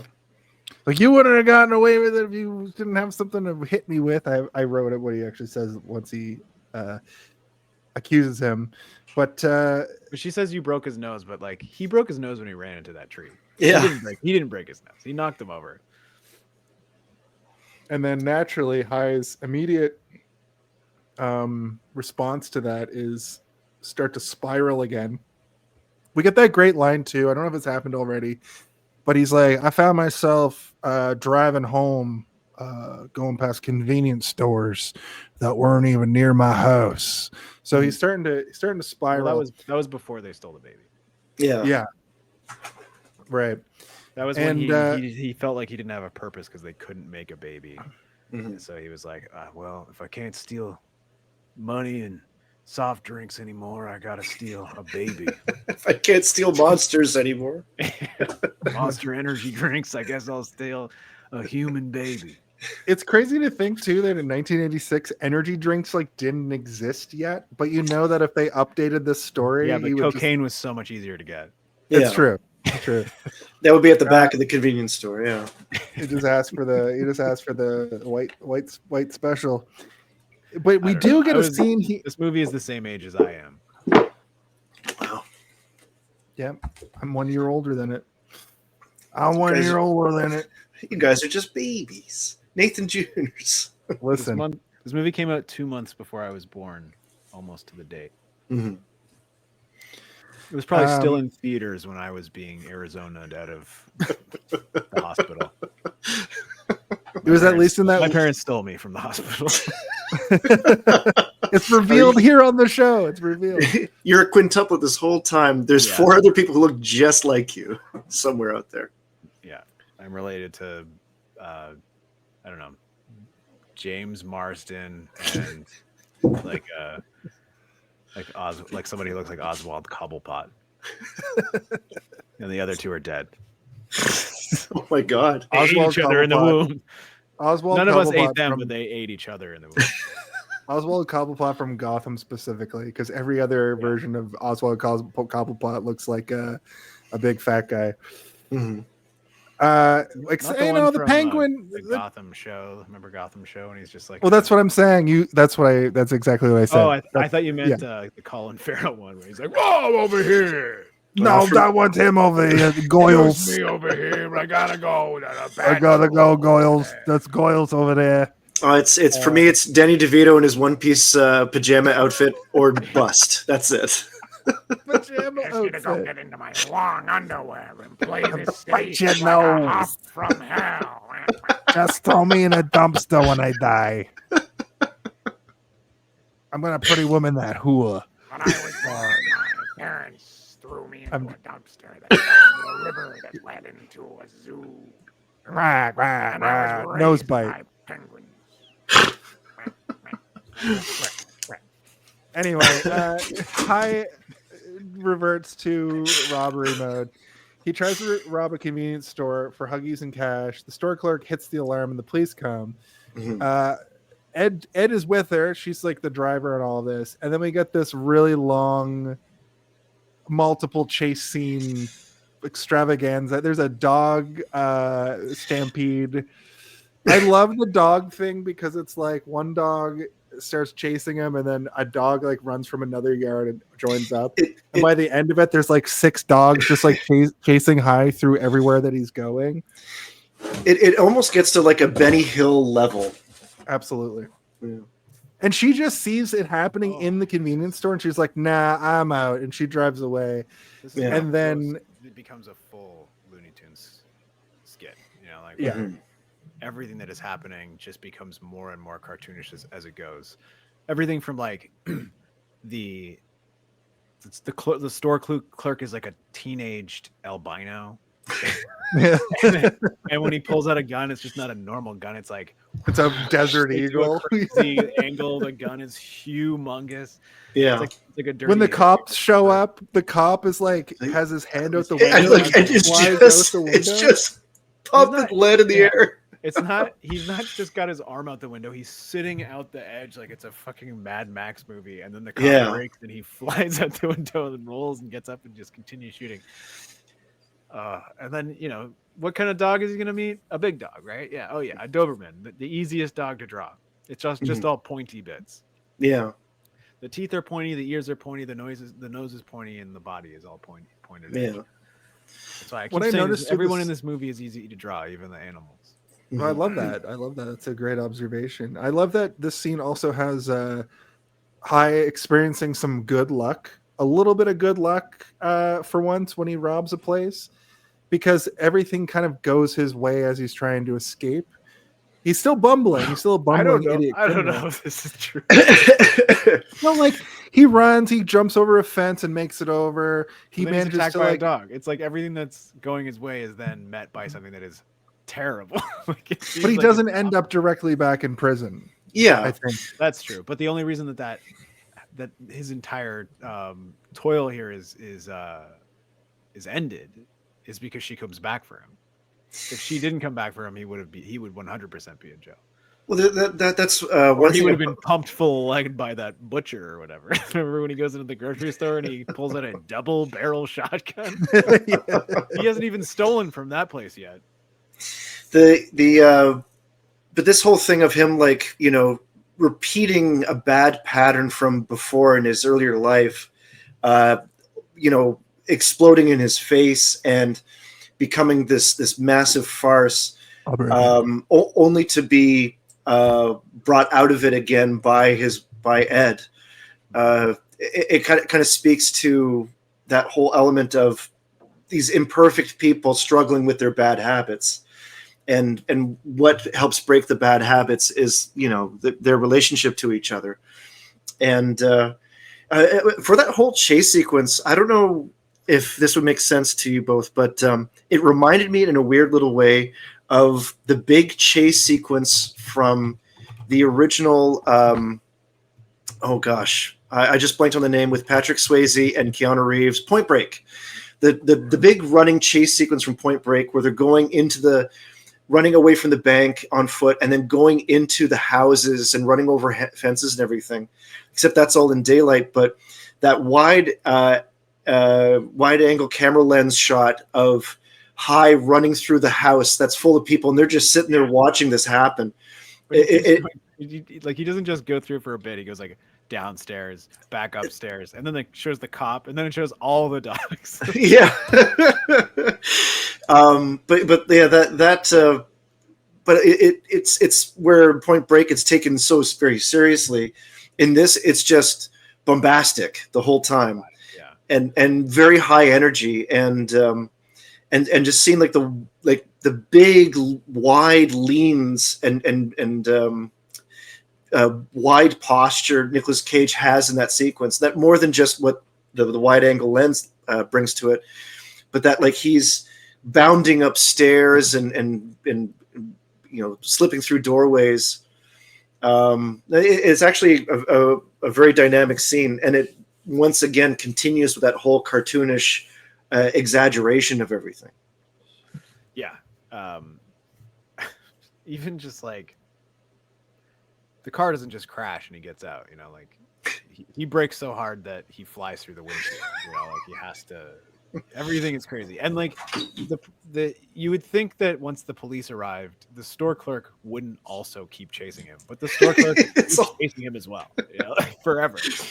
Yeah, like the only, as I said, like it was like a Benny Hill thing. Like the only thing not included in the chase was like a woman chasing Nicolas Cage, trying to give him a big wet kiss. Yeah, it is so over the top and bombastic. It was great. Or like a sequence where, like a Scooby-Doo moment where he goes in a door and through the hallways. Comes in another door. We can assume that happened off screen, but it definitely happened in the back areas of the supermarket. Mm-hmm. But it was funny to see him like jack that car too, and the old guy's just like flabbergasted, and he like bumbles that as well. Like it's very much in that same vein. Sorry, Steve. I was gonna say that like it's funny that like the chain just keeps going, right? Like, and the chain doesn't really break until she comes and gets him. Like it just keeps getting bigger and bigger. It's like they're adding chain after chain after chain to this stupid moment, but it's so good. It's like it's probably one of the best moments in the movie, but like it is so dumb, but it's so much fun. But it's like it's pure comedy all the way through. Like it's everything that's happening is like very deliberately funny. It reminds me of Hot Fuzz, and not just like the part in Hot Fuzz where they're in this convenience store at the or the supermarket at the end, but like that entire end sequence of Hot Fuzz that is essentially a long extended chase sequence that's broken up by action that is competently filmed and excitingly filmed, but it's like also very funny, you know, like and I think in Hot Fuzz that's also a parody of Point Break for that chase scene in Point Break. Yeah. I think I don't know. I think it was Quentin Tarantino. I'm not sure, but I listened to a podcast not too long ago, and this sequence was brought up in it, and I'm pretty sure it was Quentin Tarantino where he said like this sequence in this movie was shot in a way that had never really been shot like this before, and it would be after this changed, like everything would be changed. Everybody would look to this as an example of how you do not only an action sequence, but every comedic action sequence now has to at least live up to this standard. But even action sequences can look to this for visual advice on how to make something exciting, because it is exciting. I wanted to ask you guys. He grabs the Huggies, and then immediately behind him, an explosion of like cheese puffs and tuna, like, and he starts running, and there's more and more. You're like, okay, yeah, this is. I wanted to ask you guys, like, this probably isn't the first time this happens, but there's a very prominent trope that does happen in usually crime, like cop movies, hard-boiled cop movies, crime movies, where they run, like the chase ends up in somebody's like flat or apartment or home.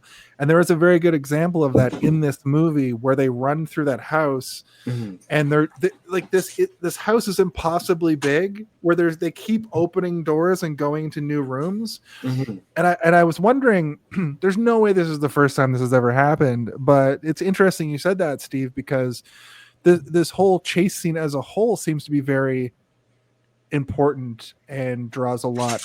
Other things draw a lot from it. That's interesting. That is really interesting that you said that. But I think the 1970s is where the thing comes from, where there's a foot chase happening and they go through somebody else's flat or apartment or house. Or is this the first time? Is this the first time? No, well, I mean, the first time, but I'm talking about the competency in terms of like an action sequence, right? Okay, like that's what he was talking to. He wasn't referring to like going through someone's house. He was referring to when you're in a supermarket and the stocks are exploding as somebody's running down it with with Huggies in your arm, like that kind of stuff. The way it's shot is it's breaking a mold, and it's not just doing it in terms of that action sequence, but how you film comedy in general and how you film in general, right? Like we talk about the moment that is emulated from Evil Dead 2, which they use for the dream sequence, but that type of filmmaking is being done constantly and consistently throughout the movie.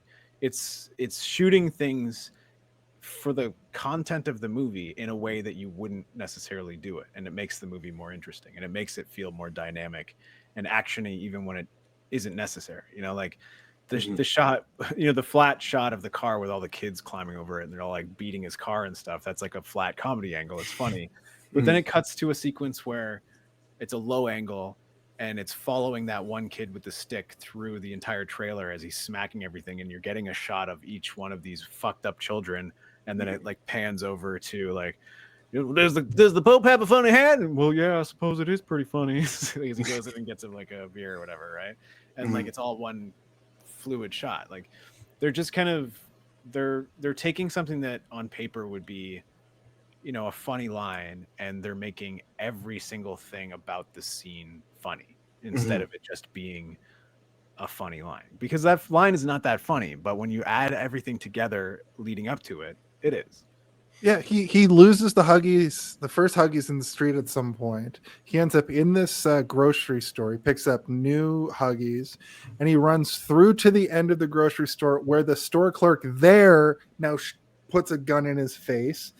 And then Ed finally shows up to pick him up, and they get in the car and they drive down the street, and then they pick up the original Huggies. So, I thought that was great. That's part of my theory that scene is shot so well, right? Like they have a low angle to the car and it's on some sort of rig where it's following the wheel of the car and somebody reaches out and grabs the Huggies. There's 25 other ways you can film that, and that is probably the most interesting in terms of visual, Yeah. And even with the everything exploding, the Cheetos puffs in the air and everything, that kind of stuff lends into I don't know if I can explain this well, what I'm thinking, but the excuse me, the idea of what's informing why this scene is interesting is that they're using existing elements in there. So like in a convenience store, they would have convenience store food, and if it explodes, it'll explode like this. And so how do we use that to make it visually appealing? Whereas if you go to another Nicolas Cage movie, Face Off, of course, when someone walks into a room, it happens to be a room with doves in it, and the doves fly up. And so there's sometimes cheap elements to heighten a situation, whereas in this, they're using realistic, grounded elements that find a way to elevate it. And that's more often achieved with simple technical things like the choice of angles of shots. So like, yeah, as you say, you would find an unintelligent or uninteresting way to show that they're picking up the Huggies, but because that just really informs that they get the Huggies after all. But to find an interesting way to do it, that I think that's a part of the Coen Brothers' way of keeping the pacing going. That like it's just keeping you captivated along the way. Yeah, I agree. But I do want to say, Tim, if you ever besmirch John Woo on this podcast, it's entertaining. I'm not saying it's bad. It's merely different, and it achieves different results. I have like me and my buddy Matt have this like ongoing like John Woo joke where we just like talk to each other as John Woo. Like we're like, what this scene could use? A serving cart, and you jump on it, and you have two pistols, and you roll down the hallway, and a bunch of doves pop out of it. Oh, there will always be an arena for action schlock, for sure. And the more heightened, the more goofy, the better. There was a video game that came out. I can't remember, but it was like Chow Yun-Fat was in the video game, and he was playing Detective Tequila from like, John Woo movies. I can't remember what the game was called, but like in the special features. True Crime? I don't remember. Could be anything. Could be anything with true or anything with crime in the title, but probably. But in the special features of the game, you go into like a bar and like it's the character is the bartender, and he turns around and he like pours a drink and he goes, "Hey, how's it going? I'm John Woo." It's just John Woo is like in the game and you can like talk to him. It's so funny. I'm John Woo. Interesting. It's great he's still around. I think it's True Crime Streets of LA. I don't think that's right. No, you're right. Just type in John Woo video game. That's a good one. Yeah. What did you put in? True crime? crime. Like you put in what you thought it was? Yeah. It's called confirmation bias. Okay, it's called Stranglehold. The game is Stranglehold. There we go. That's definitely right. Yeah. That's close to true crime. But like there was like parts in the game where you could once your meter went up or whatever, and there's a lot of enemies in the room, you press like the two joysticks at the same time, and it goes into like a bullet time, and like a bunch of doves go around you, and you shoot all the enemies around you. Perfect. It was amazing. It was a good game. I was hoping you were going to say you just throw doves at them or whatever. No. He did it like his movies, where the doves show up specifically when they need to. You know. Yeah, perfect. It was good because Detective Tequila is like one of his characters from his movies, right? Like that's. Anyway, we're not on a John Woo month yet. But, you know, it's not Nic-Vember yet. If Nic-Vember, oh my god! Shit. Write that down. So back at the house, Ed tells the criminal element. That's what I kept referring to Glenn and Yvelle in my notes as the criminal element. To get the fuck out of here. You guys got to go. But they have a job for hire. They have one last crime spree, basically. And then we're also reminded of the bounty hunter.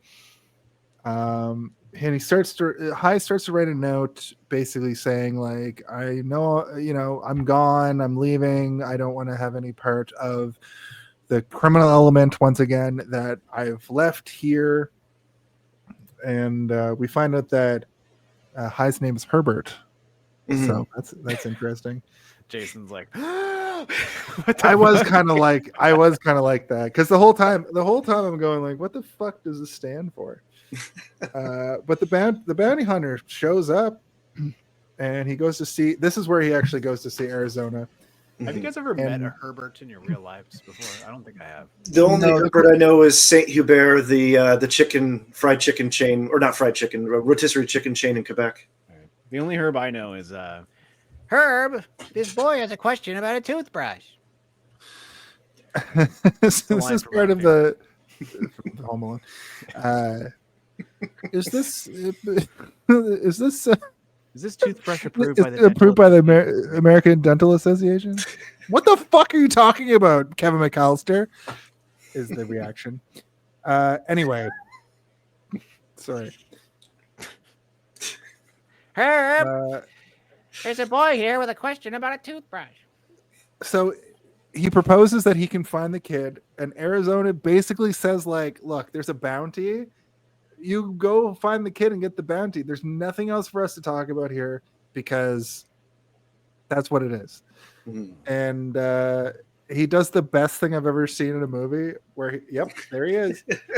He snatches a fucking fly from in front of Arizona's face and doesn't injure the fly. And the whole premise of this character's point to this point has been that he's like blowing up small animals. I know this all happens in High's dream, but we're supposed to experience that this man is a horrible villain who is like Old West, like he's straight out of a Red Dead Redemption game. Yeah, he's wearing only animal hides, maybe human. He also has baby shoes on his belt for some reason. Yeah, he's hunted babies. He says it. I've hunted babies before. Like, I can't hurt a fly, but I will. I'll hurt every fly. He also said, "You got flies," and Nathan Arizona gets so offended. He's like, "No, I don't. Why would you even say that? This entire place is climate controlled, and all the windows are double sealed. Like, there's no way a fly got in here. What the hell are you talking about?" And it is good that the scene is crested by him pinching a fly out of midair with his index finger and his thumb. Yeah. This guy, he's got skills. He's a force to be reckoned with. Yeah, and he also like disappears without a trace immediately. Yeah, while he's in front of you, like he doesn't even look away. He's just like, here's Duster from Mother 3 drawn, stylized. Tell me this isn't High. Okay, I see it much better now. Even the blue shirt, yeah. And the all right, sorry, I wasn't on the. In 3, 2. No, it's so much scrolling. Why did it? It was already mid-played from the last time I had paused it. That's funny.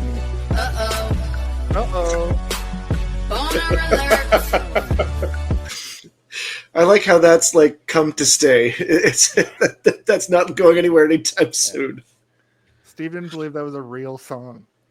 I thought it was a real song. Like an actual song. I was like, is that a real song? Like, No, it's like that was on the radio? I knew it was Rihanna, but I was like, did Rihanna make a song with "Uh-oh boner alert" in it? What the heck? Well, the writers of Saturday Night Live did. Mm. Glenn shows up to fire high, unfortunately. Big man, here's the line I wanted. I wrote this down. Here's the line that Glenn says that made me crack up. Big man, now that you don't have something around to clobber me with, but the reality is he punched him in the face and he turned around and ran into a tree, which is so good. And he reveals that he knows the baby isn't his, and then he said he'd rather have the actual baby than the bounty money, which is pretty wild. Mm-hmm. What are you talking about? This guy? Or the No, when Glenn, Oh yeah, this is when the movie becomes like The Good, the Bad, and the Ugly, where everybody is vying over the baby and everybody wants becomes rat race. Yeah, I guess if you want to compare it to another movie. Well, you just did a movie that everybody knows, Rat Race. Listen, Rat Race was an era. It was a point in time. You know, the movie starring Seth Green and Rowan Atkinson, I think. Yeah, and Cuba Gooding Jr. Was Wanda Sykes in it? It's an ensemble. I don't think Wanda Sykes was on ensemble. What the fuck is an ensemble? An ensemble. An ensemble. Yeah, also, John the Cleese crime was on guys. Yep, John Cleese was there. John The Cleese crime was there? guys also know. Gail and Evel. We should do Rat Race on this show because I would do that. That's absolutely a hey, did you see this one program. Gail and Evel, realizing ransom potential of Nathan Jr., kidnap the baby themselves and plan to exchange him for the money. Fun fact, the scene where Gail and Evel flee with the baby was a Coen Brothers homage to classic heist films. Is that Chat GTP again or whatever? Listen, you need to vet these before you read them. Come on. Oh, I'm betting them on the fly. That one I just read out. But just so you guys know, them stealing something was an homage to other movies stealing something. No, a lot of the fun facts on this one were very much that. Brought to you by the internet. Leonard Small's character was inspired by Western movie villains and designed to symbolize H.I.'s guilt about the crime. So that one I didn't read. So I am vetting them on the fly, but that one I think it's funnier when I just read them. But you have to very specifically say that it was Chat GTP or whatever it's called. Is it GPT or GPT? GPT. Because sometimes it sounds like you're saying it, and I'm like, where did you pull this out of a fucking porta potty? Anytime, listen, for all you viewers at home and Steve specifically, anytime that I go, fun fact, it's ChatGPT. I did something like that in high school where while reading my presentation and not vetting it ahead of time, I literally said out to the class, for more information, please click here. Uh-oh.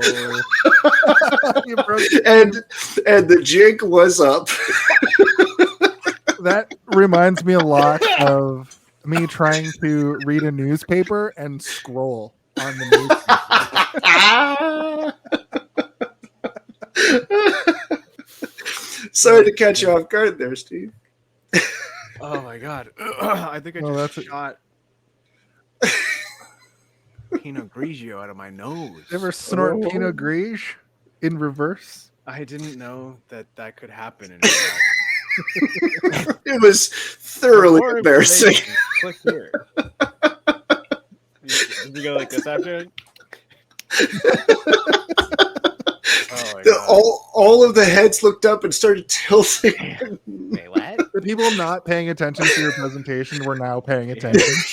Yeah, especially the teacher. Yeah, that was funny. Yes. Holy shit! Like, fuck my voice up. It was like almost in my stomach and came back up out my face. I was gonna say something too in response, but I can't remember now. Anyway, whatever. Well, to the idea that there was homaging the heist. Guys, just have one at a time, please. I can't handle this. They have a scuffle. It's the best fight I've seen in a lot of movies because first and foremost, Nick Cage did this amazing thing where he goes to do like a double axe handle like this. And You're underwater again, Jason. He just scraped. You were underwater earlier. I didn't call you on it. He just I scraped. want to make sure everyone can hear you when you're talking for a long time and no one Thank can you. understand you. I love you. I love you too. Scrapes Tell his us about the knuckles. scraped knuckles, yeah. Scrapes his knuckles on the popcorn ceiling, and then he gets pushed into a cabinet, and fucking John Goodman elbows the window out and then punches past his head into the cabinet, which is so fucking good. It's so. It's a very I love good fight close quarters choreography. fight, yeah. Yes. But this is also good fight choreography. Again, like, what is the funniest way to do this? He goes to punch somebody, and when he swings back so hard, he blows a window out with his elbow and then punches through a cabinet. But also, what's even funnier, he's going to do like a Captain Kirk hammer punch to your back. But he's going to scrape his knuckles on the popcorn ceiling, and then we're going to do a close-up of him going, oh. But then the whole that is what the noise you would make. Ah! Oh. The whole time all of this is happening, Nick Cage is letting out like a yell that's kind of like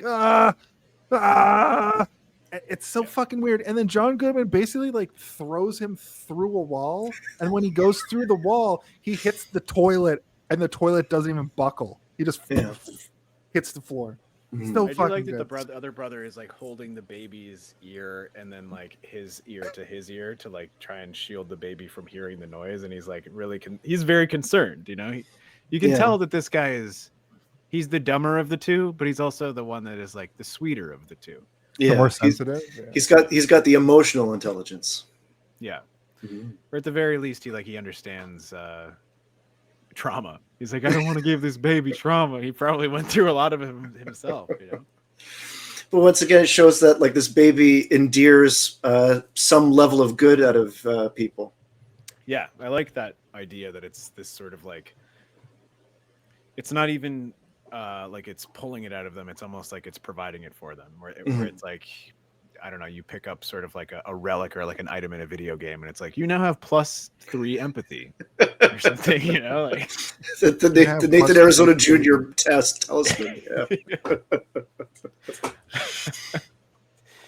That is a very like fun, playful fight, and another great use of like John Goodman's size. That like he's got a big, playful bear size to him.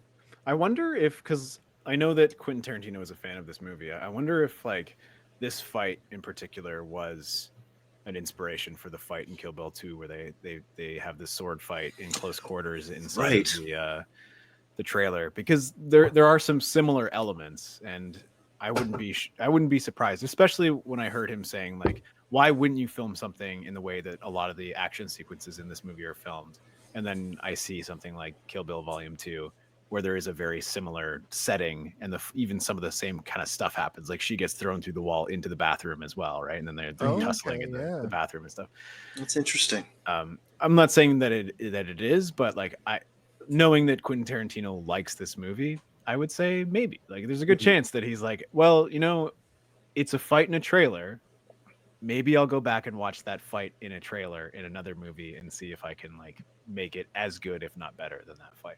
Well, now I want to see an anthology with 3 stories that are a Coen Brothers story, a Sam Raimi story, and a Tarantino story, like kind of like a Grindhouse. With the 3 of them make the 3 vignettes. I think that would fucking be fun, yeah. That would sell Especially a lot of seats. All 3 of them are also like wild writers too, right? Like they don't make normal stories. They make insane stories. Like there's never a normal story coming out of any of those guys. They'll be like, it's a very normal tale, but everything else is fucked, or everything's fucked, but everything seems normal. The Watching this today too, it's like Sam Raimi got a crack at Spider-Man, and he also got a crack at the MCU with Multiverse of Madness, which I like that movie. I know a lot of it's divisive, but I'd like to see a Coen Brothers MCU. Which superhero do Steve, just play along, please. which superhero in the established MCU do the Coen brothers hit it out of the park with? Because I was thinking Ant-Man 4. Ant-Man 4, You're Coen not even brothers. give them a new hero. You're gonna give them the fourth in a franchise. It would have to be like a detective-like superhero. Like MCU, I can't quite see it. I would almost say The Question from DC. Batman. Coen brothers Batman would fucking wreck house, buddy. It would be dramatic. But I don't know. I don't know. It would be so out of left field for them to do a superhero movie that it almost like the sun and moon will collide today. And there's also this new Coen Brothers movie that they've made. I would make Ghost Rider. Hey. And it would be starring Leonard Texas Gumbo or whatever the fuck this guy's name is. That sounds like military call. Yeah. License plate reads Leonard Texas Gumbo. Texas Gumbo. You're alive even. Deploying drone now. Also, Nick Cage has literally played Ghost Rider and is in the MCU technically based off of like what they own. Just make Ghost Rider 3 in world MCU Coen Brothers. I think that's the answer. I don't think that I would ever be interested in seeing a Coen Brothers MCU project, in all fairness, because I don't think that they would thrive in previously established context. You know, giving them a character, because people always have expectations. Mm-hmm. So if you were to give them something, it would have to be something that everybody would be absolutely okay with them taking it, stripping it down to its skeleton, and then rebuilding it from there. Which is what superhero movies used to kind of be. What about a Rogue movie? That's Coen Brothers. You know, it'd be great. Or a Gambit movie. Or a Green Ranger movie.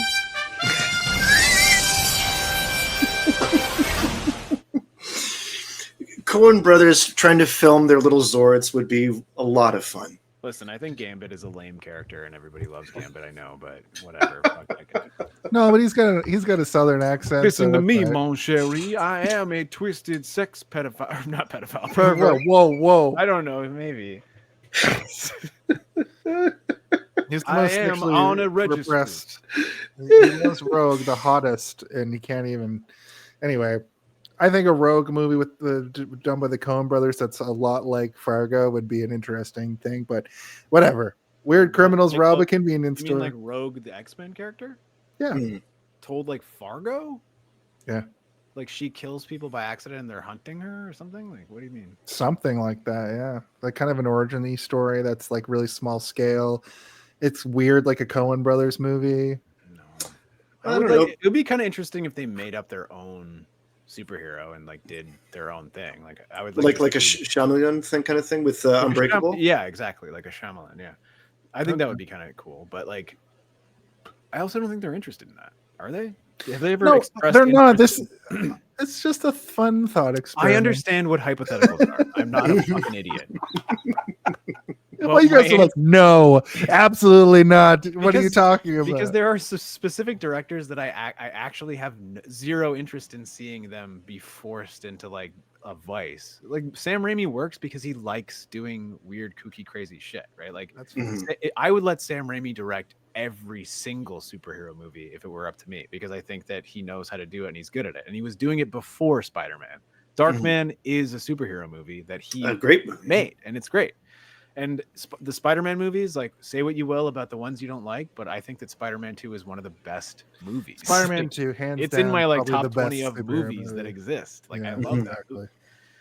And I loved the Multiverse of Madness. I know a lot of people didn't like that one, but I enjoyed it. Yeah, I'm so tired of like a lot of the Marvel stuff that comes out that when I saw one that was at least doing weird, different stuff, I'm down for this.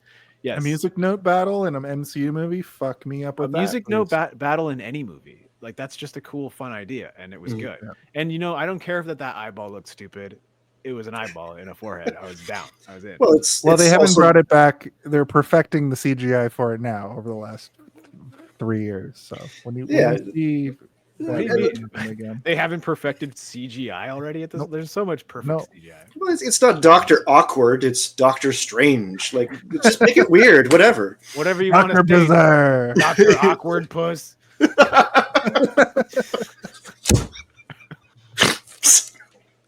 I love when Tim slams his table because you know it's funny. Sorry. Anyway, Listen, the criminal element robs a convenience store, which is funny. They get some supplies. They forget Junior on the roof, and he's gone. Basically, that I love this sequence because they're just in their own world. You think they're buying the stuff, and then he pulls out the gun and he's like, "Listen, I gotta rob you now." yeah, by the way, this is a robbery.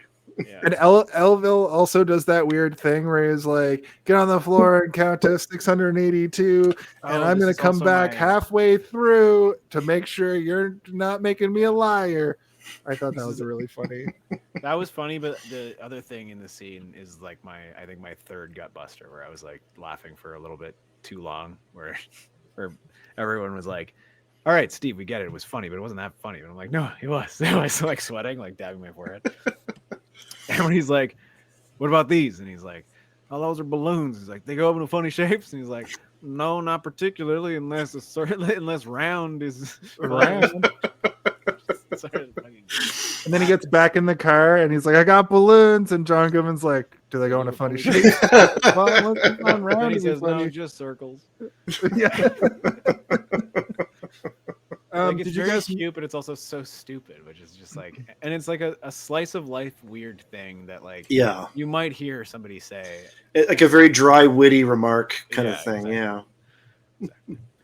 But then You guys- the crowning achievement of the bit is that he's like, "I might come back and halfway through to make sure you're still counting." And then he's like, "To hell with it." And he gets up and he sees them coming. And he's like, "Oh," and goes back and starts counting again. Polar Knights said this exact comment on an episode a couple weeks ago, and I have to wonder, did you just copy and paste that from the previous episode?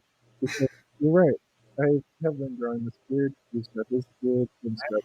Mine nice tight to my face. This is just marker. That's it. Yeah.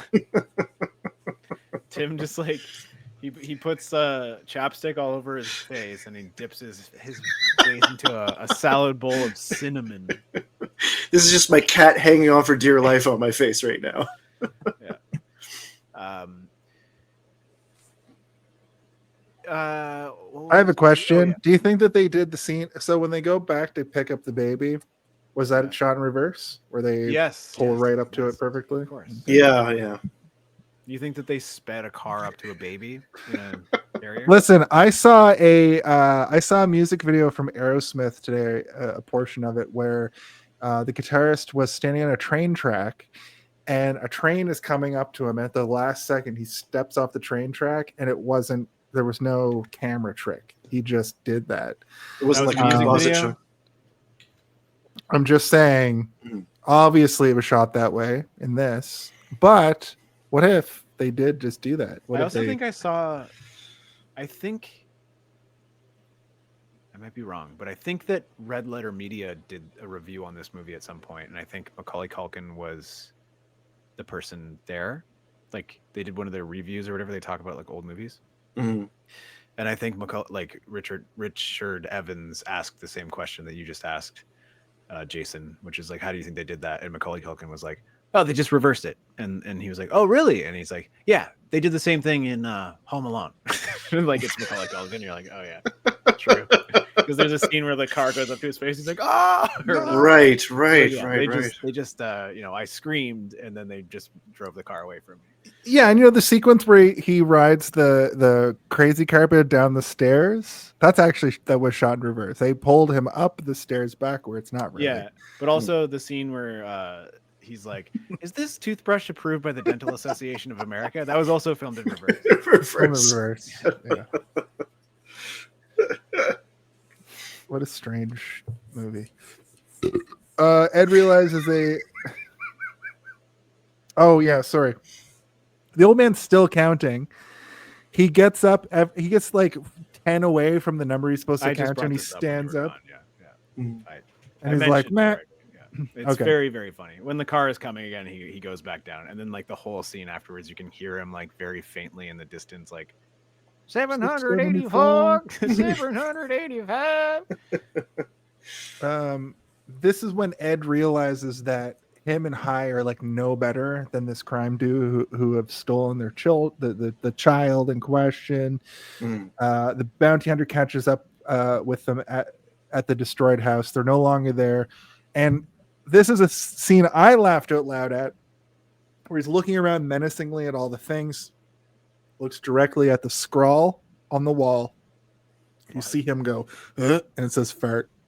That's funny. It is also funny that he's smelling around the room too. And he's like, and then he goes and he smells a fart. Like he's basically smelling a fart. This word's correct. It does smell like a fart. Yeah. I bet I do also like that he's like, I suppose we can keep him. Call him Gale Jr. And I'm like nobody in the movie can think of a name for this. Not even his real parents. They call him Nathan Jr. and they call him High Jr. and then Edwina Jr. And now this guy's calling him Gale Jr. They are such basic fucking idiot people. They can't even think of a name. Except for the one lady who's like, you should call him Jason. I love biblical names. My name is Jason. I remember being like, Jason's gonna love this. I didn't even bring it up when it happened earlier, but I had it written down. I was like, this is not the time. They rob the boys rob a bank. The criminal element robs a bank. So this is the job they were talking about with High earlier, where they're like, farmers go in to cash in their stimulus checks or something. They're farmers. I don't remember. I don't really understand the concept because I'm not a farmer and I'm not a person that like has to go to the bank anymore ever. So yeah, it would be like robbing a bank on the day that people are cashing in their fucking paychecks, I guess. Right? Yeah. Like they're subsidy checks that they're cashing out. So it'd be a day that the bank would have the most cash on hand, but it's also like the most Western saloon looking bank. Yeah. It looks like a bank from an old Western movie, or like if you're in Red Dead and you go to like a larger settlement and there's like a bank in there.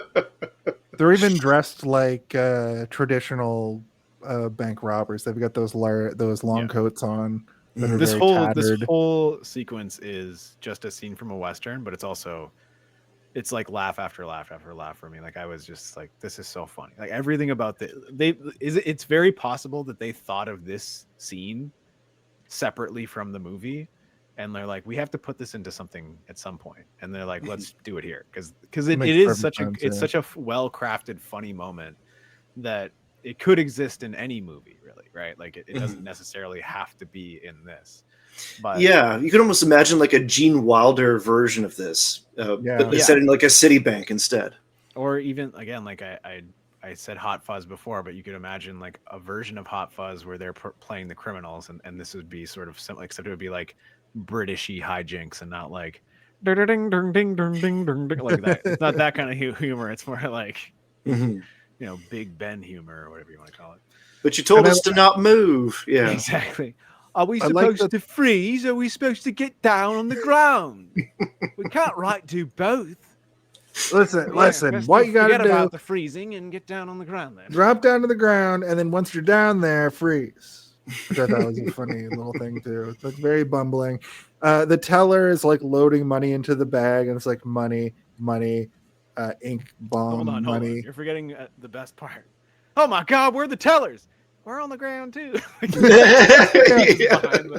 behind the counter. But yeah, they're shoveling money in like it's a bulk barn or something. For those of you who don't know what a bulk barn is, it's a place where you go and it smells like every smell you've ever smelled at the same time. Mostly dog food. Yeah, which mostly just ends up smelling like dog food and chocolate mixed together. Yeah.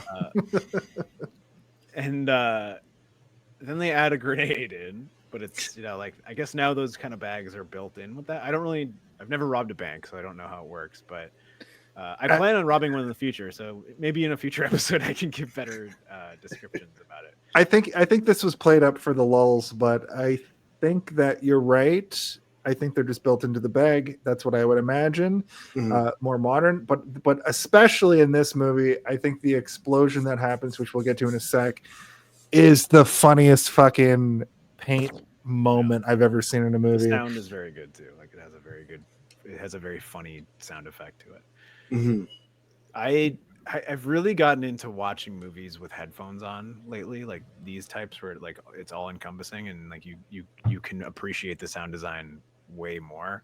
And I recommend it. I always do. And this movie has extremely good sound design for, I would say, like 90% of it.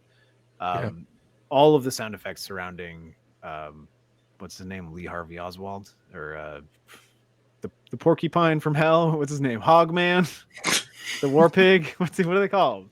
Jonathan Tex Pigfield, Leopold Jonathan. Nope. Leonard Small. Leonard.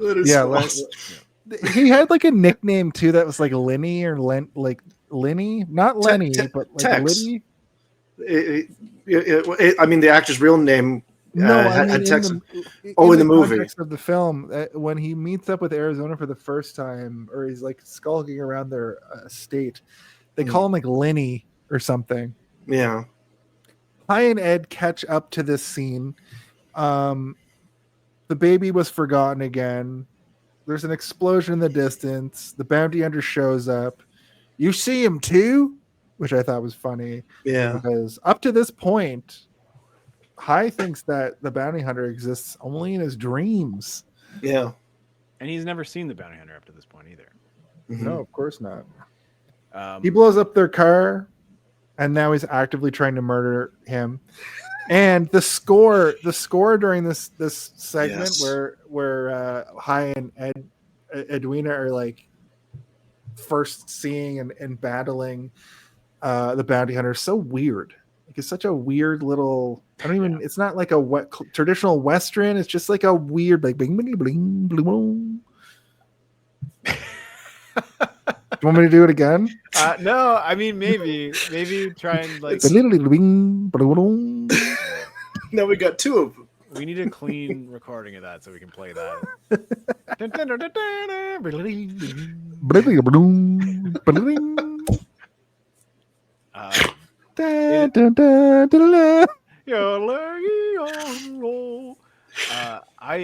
I love it though. This whole fight. Actually, so there is one shot in this movie that I usually am pretty good at being like, this is how they did that. I know how they did that. Oh, I figured out how they did that. But there's one in this that I'm like, whoa, wonder how they did that. Like, my brain can't immediately figure out how they did that gag.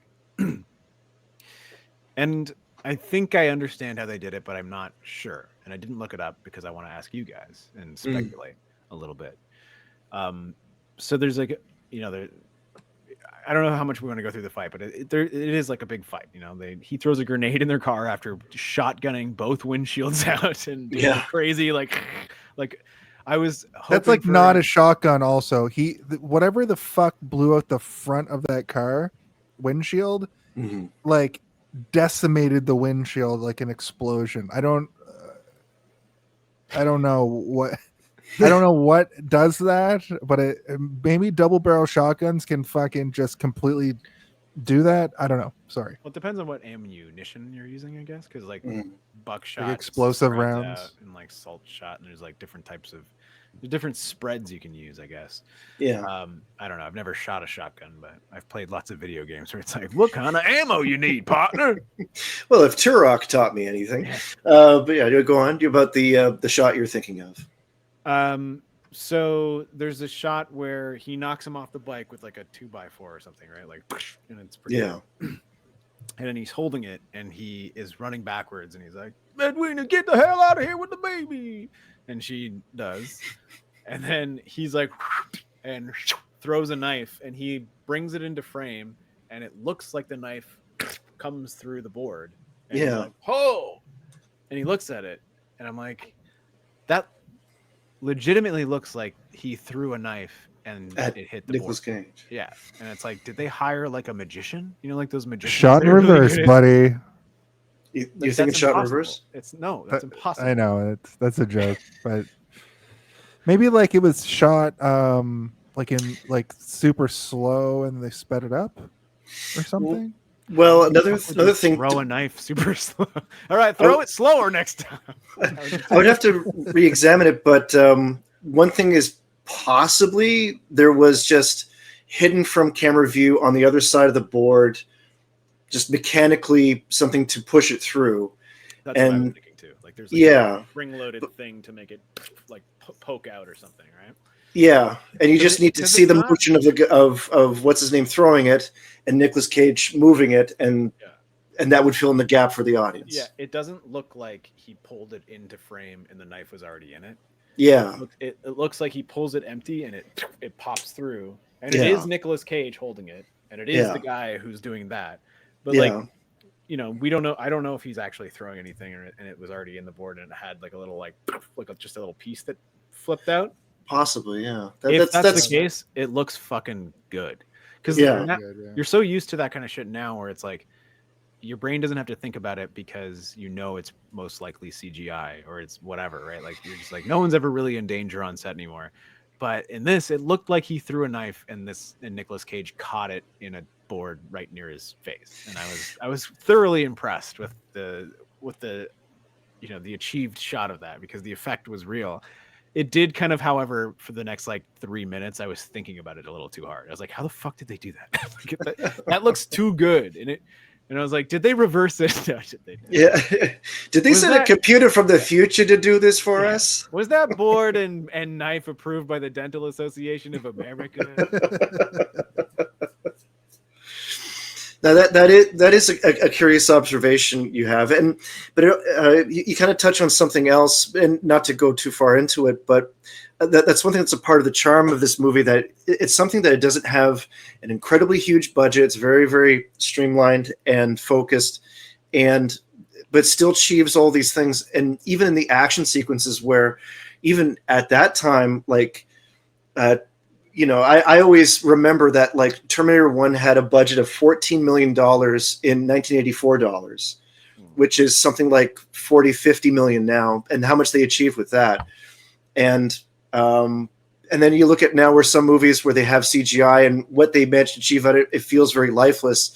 As you say, it is safe, but it's also like there is this removed level to it that, you know, that this doesn't feel dynamic in front of them happening. Yeah. But it also makes a small effect like that go from something that would otherwise be nothing to something that is like truly impressive, where I'm like, oh wow, how did they achieve that? I don't know. And I have to speculate on how they did it, but and like with the amount of time, a little bit more rich, you know, to me. And like, you know, like even just shot preservation, like this kind of stuff. That is like a comic book cover, you know, like they're taking their time to add that level of iconography, because I can show that picture to a lot of people and they probably won't know what it is. But you know, that picture could also probably be part of like a trivia challenge, or be like, what movie is this? And a lot of people would know. And it's a stunning image, you know, like a lot of the images in this are. It goes to show, because I think I was reading a little bit about it today, and you know, it goes back to what we were talking about, how they didn't want Nicolas Cage to improvise too much, and they didn't want to like give them that wiggle room. They wanted them to stick to the script. But I think that this movie was also extremely heavily storyboarded, and you can tell, because everything is so stylized in terms of the shot composition, that you're like, oh yeah, they spent a lot of time thinking about how this shot is going to connect to this shot, and the editing procedures that go on after it, right? Doesn't mean that everything was 100% accurate to how they sketched it out at the beginning to how it ended up on film, but like they thought about this stuff, you know, like they didn't just be like, all right, what are we going to do? Yeah. That's more of like a Spielberg thing, you know. Spielberg is more about like feelings and emotion, and like, what are the characters doing, and what is the dialogue? And like, sure, Spielberg can achieve really great shots, but he's more about like the emotion and the music paired with the visuals and like everything that matters. Whereas the Coen Brothers movies are almost always like impeccably filmed. Like everything about them, like their shots are, you know, like the saying, like every shot a painting or whatever, like every single frame looks like it could be a still image that you would put on your wall as a poster. Yeah. And I think this is a good example, like people would probably put that on their wall as a poster. Well, it almost employs that Kubrick sense of vanishing points, like right away, not just like with the sense of the guns, but like how there is that almost triangle of him standing in the center of the shot as well. Even the image that you're using for your background there is like, that's also like a beautifully, like it's goofy and funny. And like the context of it is meant to be sort of like literally like he looks like he's melting, right? Like everything about him is the hair is all low, and hair is low, even his shoulders are low. It looks like they combed his chest hair inward and downward, like and everything about it. Here I thought I was the only one who did that. But every day Tim is picking the old chest hair out of his chest hair comb, and it's like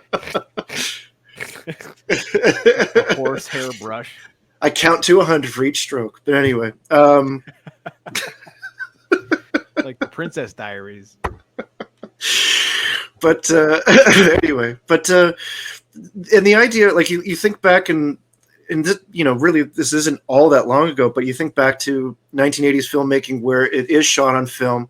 They only have so much time to do this and a limited budget. So like, that idea, you have somebody like Nicolas Cage that does have that almost improvisational energy to himself, where he's got ideas in the moment that he wants to try out. But no, we've already thought about this. Like the map is already drawn.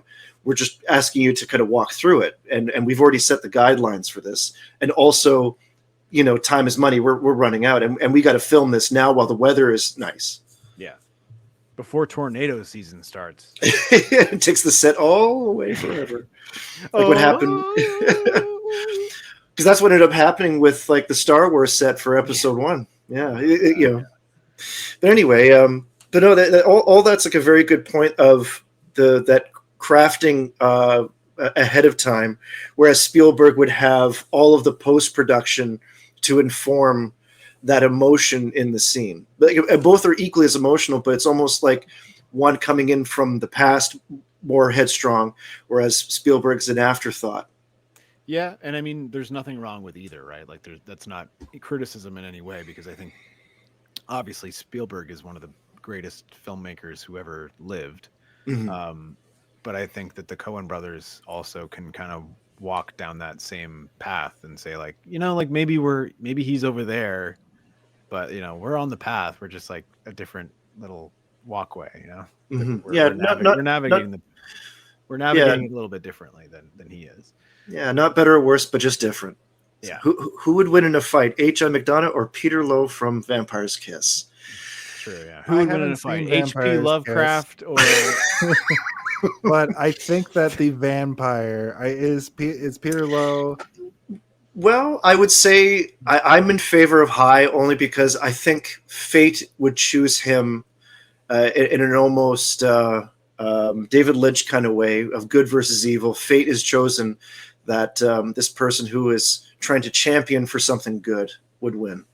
Yeah, I do kind of like the dividing lines in this movie though as well, because there are some where like you understand where good and bad exist in this movie, but it also kind of gives you the guidelines of like, we understand what good and bad are in real life, but it doesn't necessarily translate to the characters in this movie, right? Like in our lives, good and bad is like a good person doesn't go to jail, a bad person does. And in this movie, you see both. You see that bad people go to jail, but you also see that good people go to jail. And they're all doing bad things, and that's why they're in jail, but it doesn't necessarily mean that they're good or bad.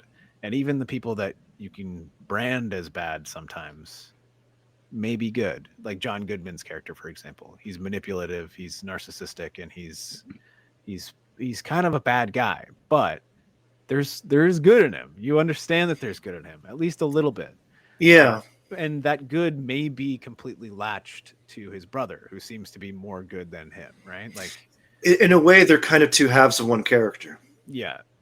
But then you have Nicolas Cage, who is primally good. Like he is good at his core, but he has these bad urges. And then you have the what's his name? Pig boy from hell. Dirt wheels. What's his name? Give me the baby, you warthog from hell. Exhaust man. Is his name? I'm still stuck on Gumbo. Really? Yeah. His name's Leonard Smalls. Leonard Smalls. There we go. Yeah. It's not Lee Harvey Oswald. Who wears like skulls all over his body and baby shoes, and he tells the father of the kidnapped baby that he can get more money on the black market for a baby than he's offering. Yeah, which is also very funny. Where he's like, I can sell the baby for 30 grand on the black market. And he's like, what are you trying to say? Are you trying to blackmail me for more money? He's like, no, I'm just telling you how it is. And, well, I think maybe you stole the baby. I didn't, but I will. And I'm going to sell it for $100,000. That lends into my theory about, the baby being this. Your what? My theory?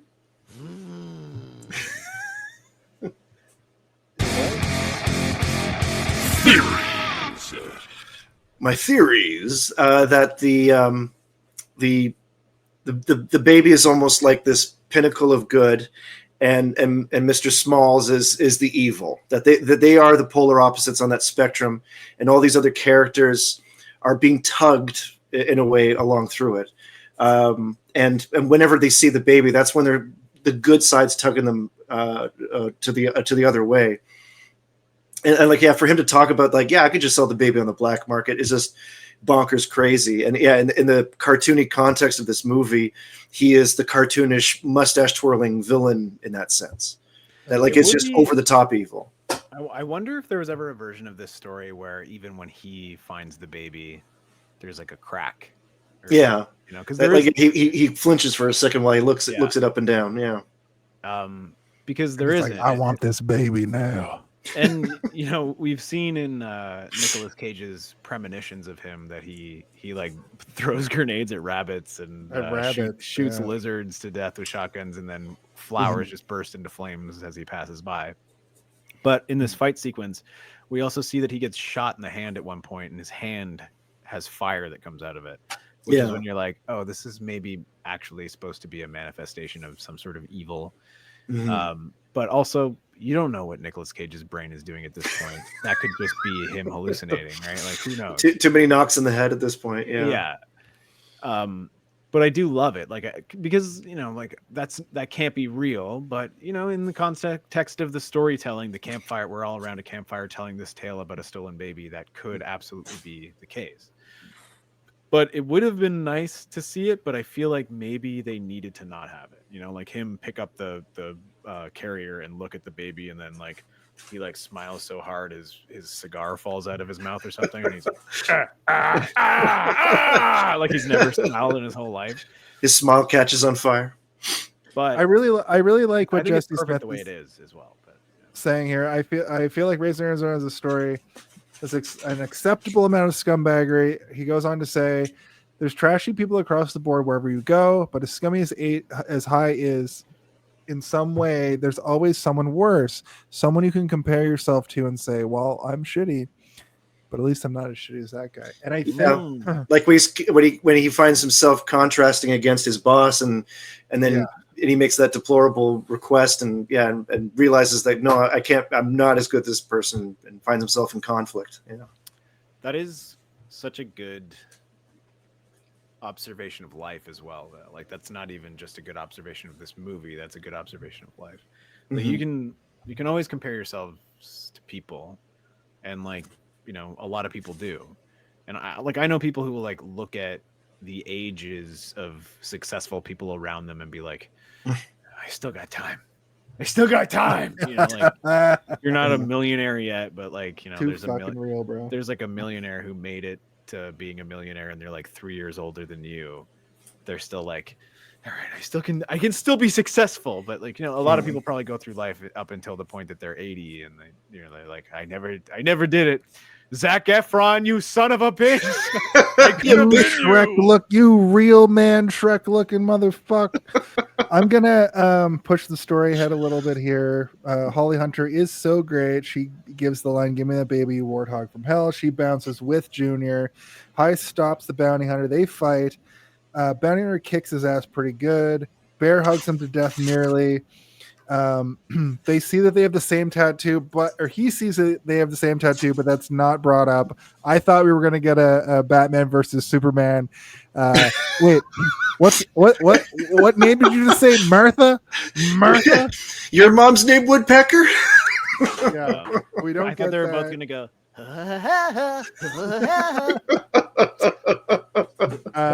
But after the bear hug, he throws Nobody else high. thought that?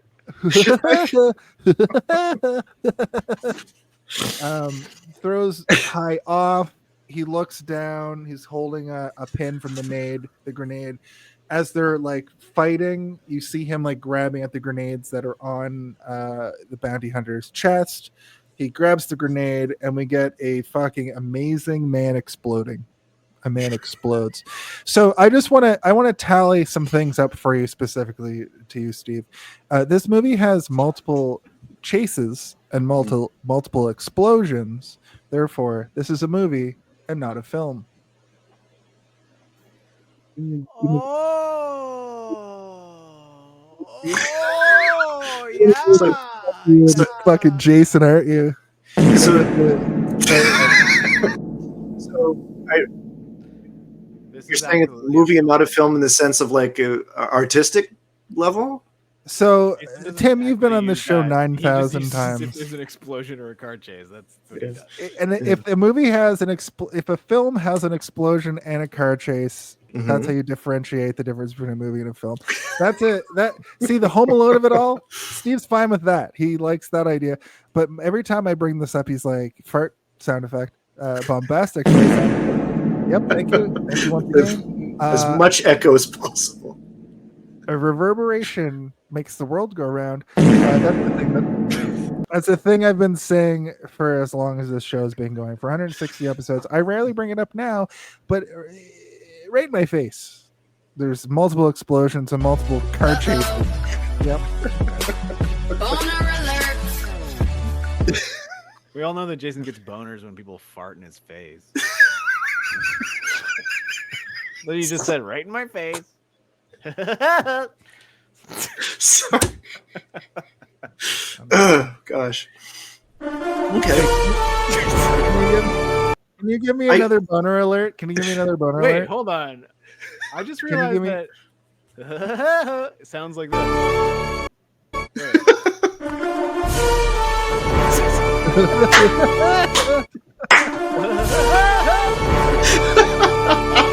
Can you give me another boner alert, though, please? I'm gonna do it.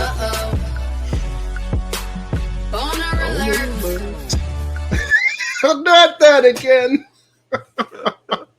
Oh, Zed. Will you ever leave me alone? Dead. Will this app make air? Wait a minute. I'm sorry, is it make air? Don't mind if I do. Listen. They return. Okay, let me set the scene. So he blows up We the gotta wrap bounty it up, hunter. folks. We're already 3 It's hours true. into this podcast. Hi and Ed decide to return Nathan Jr. to his family, realizing they need to earn their right to the child.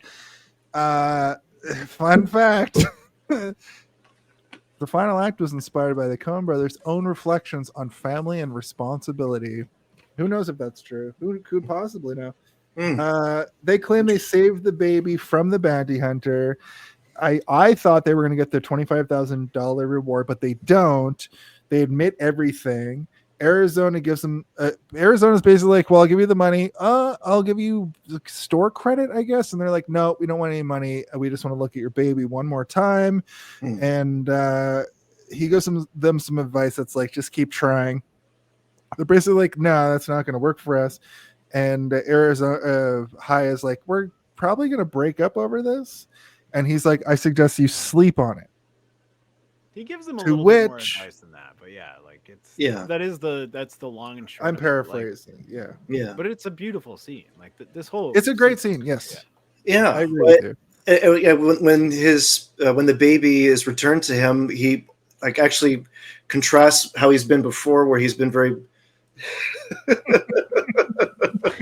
That's very good. Yeah. Can I get a fart sound effect, please? Nope. Shit. Can I get a fart sound effect, please?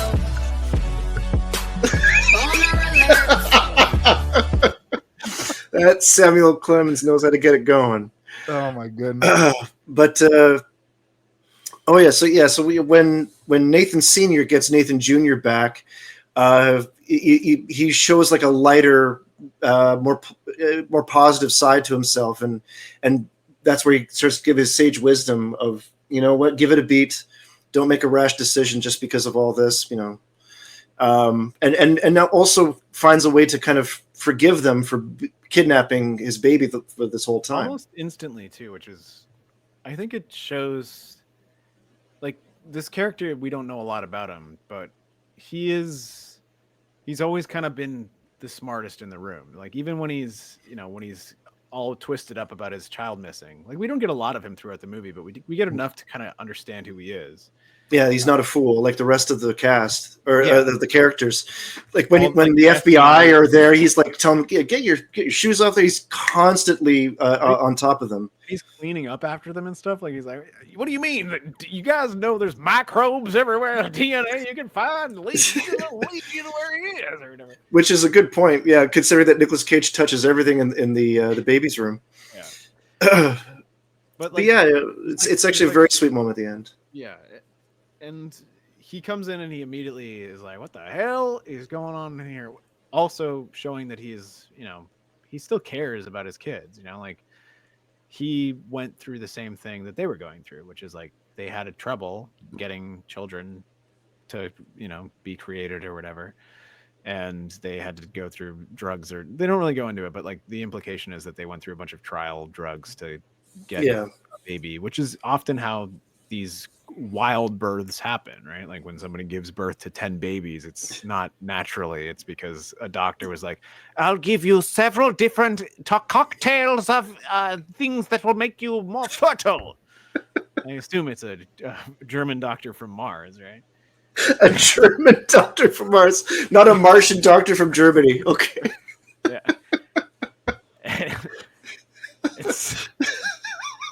And you should have one baby within 14 months. And then you end up with 12 babies, and you're like, oh, God.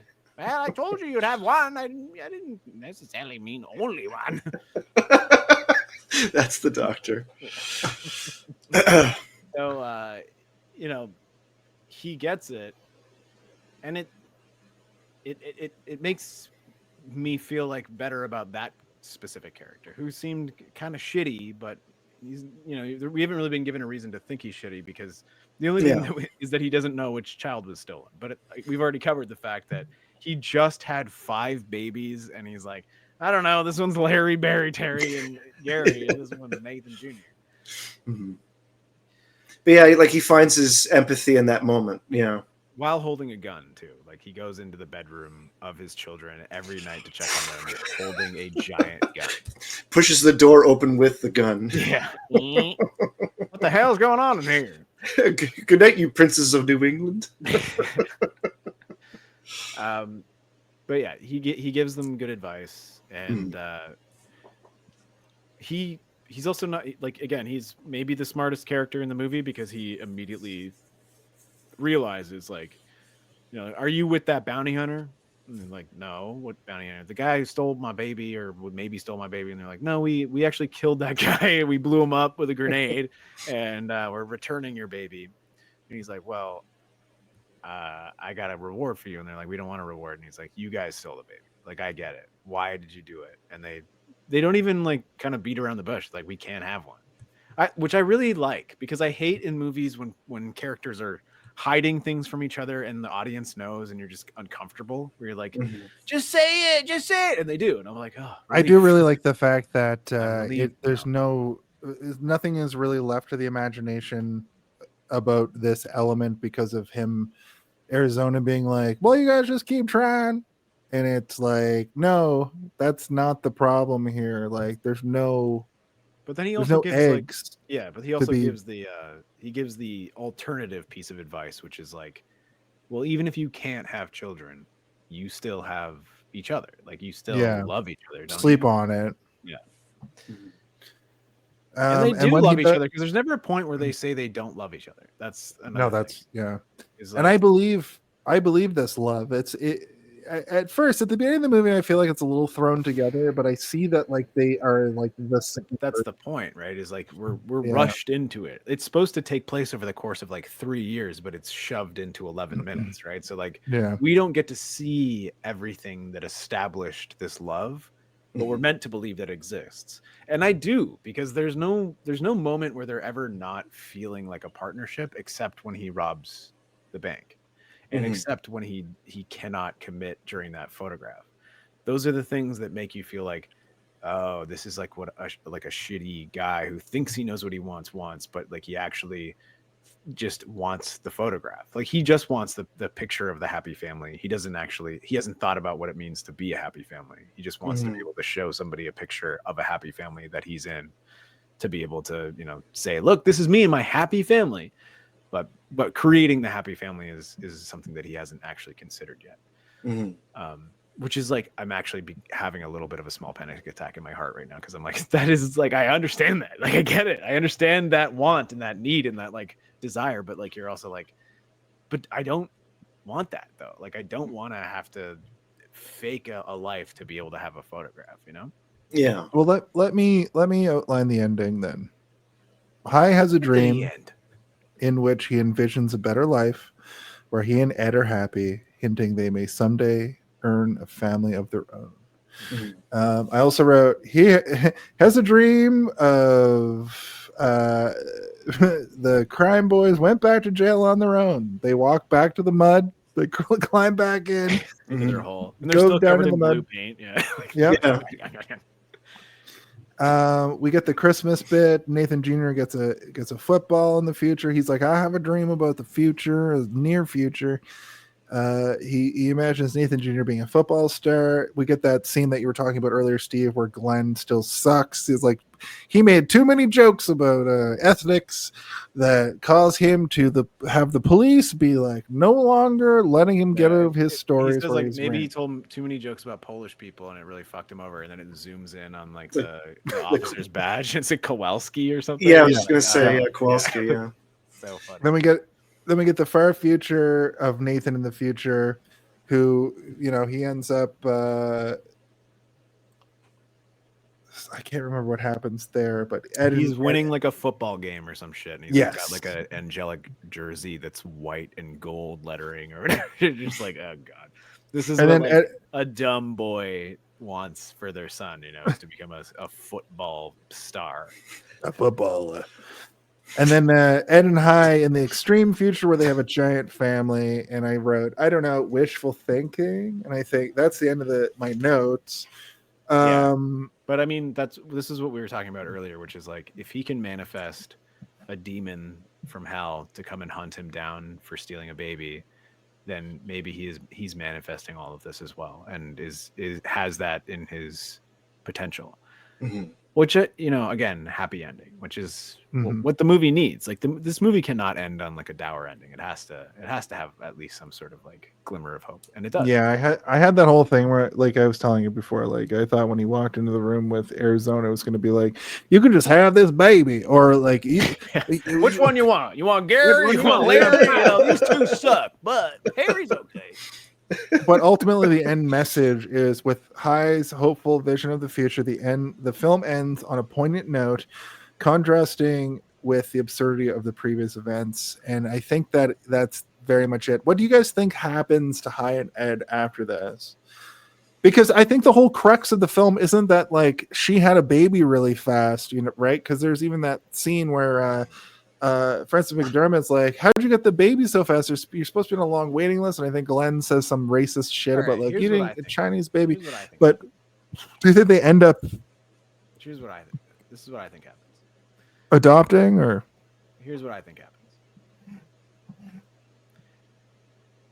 Nathan, Arizona is the most famous, the most powerful man in all of wherever the fuck they are. He sends a message to Hi and says, I looked into it and I realized, man, oh man, the only reason that you can't adopt is because of your criminal record. Well, I've had that expunged, my friend, because I'm running for Congress.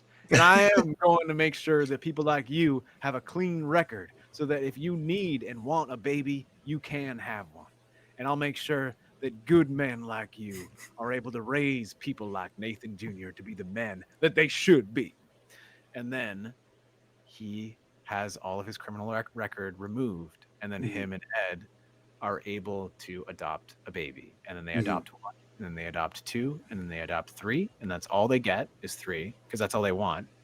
And then those three end up having children of their own, grandchildren, and then great-grandchildren. And then that vision at the end comes true. And it's because he gave the baby back that all of this happens. I like that. I kind of see it as in very vague terms that like whether naturally, whether through adoption, or whether through in a sense of like found family, which is the case for a lot of people these days anyway, that they just worked at building a happy life and building a happy family through that, through just being grounded after all that, that they've kind of experienced the worst and now they can go and build the best. Yeah, that's good too. I like that as well. yeah, I guess that's okay. That feels more like a realistic idea. You know? Oh yeah. I mean, not a storybook. You need to incorporate the unpainted king of. He's got something to do with all this. There's something going on there. He has to have a spoon in the soup. So that's the end of the film, Raising Arizona. I think we covered every single possible element. Oh yes. That we could probably talk about you for a how movie. you think it happens, Jason? Oh, you know what happened? A moon baby came down from the future, and from his dreams, and everything in the dream happened. She gets pregnant, pure conception from a biblical source, and ends up having a first baby who has a second baby. Meanwhile, they meet some new family, and that family has a family, and they all have families together. That end scene with the table. Yeah, they're inbred. Nope. Yeah, I said it. I was trying to say inbred. No.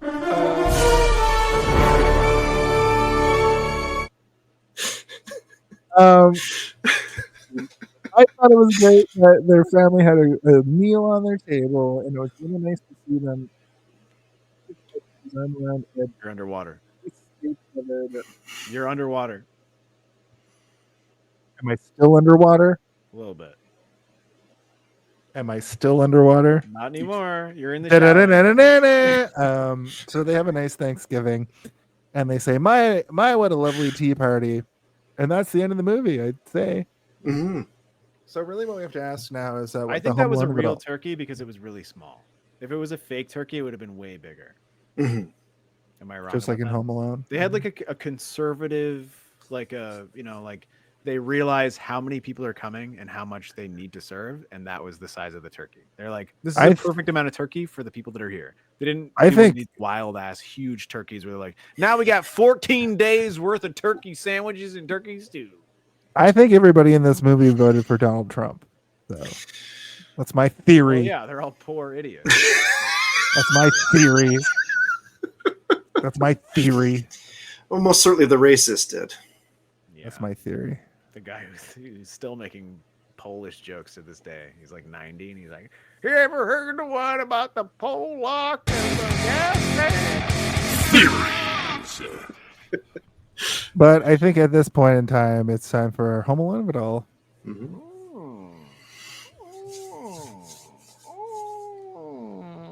You had to pick one. Well, what do you think the Home Alone of it all? The Home Alone of it all? Can someone please tell me when the Home Alone? I really gotta know. When is the Home Alone of it all? What is the Home Alone of it all? Now that's the Home Alone of it all.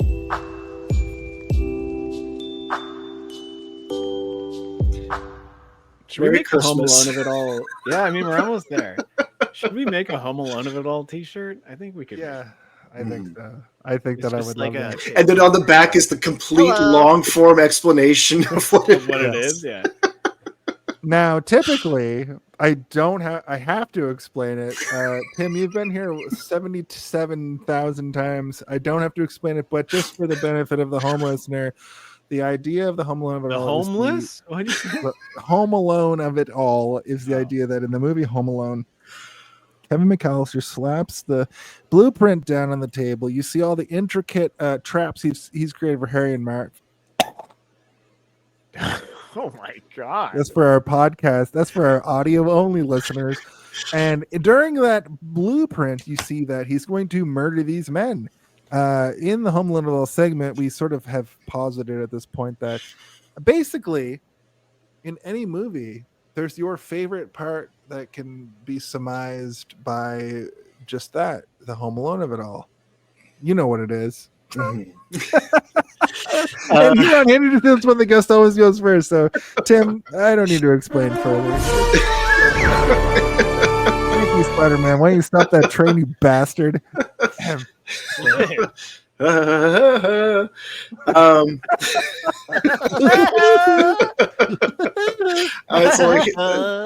That's all I hear now. But anyway, I would say as soon as you get to right before you see the Raising Arizona title in the movie, and that at the end of that beginning sequence, it points out like these are the stakes, these are the characters, and now we're setting forth. And I would say like that part is when you know like it's ramping up from here. And and everything along that leading up to that point would be what you would see in the trailer, and then they would say, and you wouldn't believe what happens next, and you would see all the chasing and the explosions and all that kind of stuff. But it when they finally announce what the caper is, that they're kidnapping a baby, and you can't believe what's going to happen next. That part is my Home Alone of it all, and that is like truth. Like as you say, like, and you won't believe what happens next is actually truth for the rest of the movie, because you won't. It's a very hard movie to pin down what's gonna happen next. You don't know, and sometimes when I watch a movie, like it is kind of mind-boggling to think about that this is so meticulously geared together, where they had a very clear roadmap to believe that, because it's like it feels so unhinged. But it's so clean that you're like, they must have, because it can't flow this well if they didn't. But it does feel like they didn't. It feels like they're like, what are we gonna do next? I don't know, like a Scooby-Doo style chase scene that lasts for maybe 11 minutes long. Yeah, but like never at all do any of the characters feel unnatural. Their established element remains consistent the whole time. Even though they go through their character arcs, but it doesn't go out of that boundary, out of that back bracket of who they are. Yeah, every character is like crafted from. I was almost going to say stone, but maybe not stone. Like maybe clay, and in some cases maybe Play-Doh. But like they are extremely well crafted. They're all formed out of hash. They're formed out of hash. But like you kind of understand them in the sense that like you might not know what they're going to do next, but everything that they do next makes complete sense for their specific characters, and it's so good. And I think that's maybe one of the best strengths about Coen Brother movies is that there's no character that is just there to be there. They even the guy who like the old man who's like, unless you consider round an interesting shape, like that character is like feels well thought about. Like this character exists in this world. Yeah, he's not forgotten about as he goes down. He comes up and then he doesn't do anything unexpected, but he does something which is funny, which is go back down, and then you hear him. He's still in the background the whole time, but he's there. What's my your Home Alone? Alone, Steve? I know. I was getting to it. My Home Alone of it all is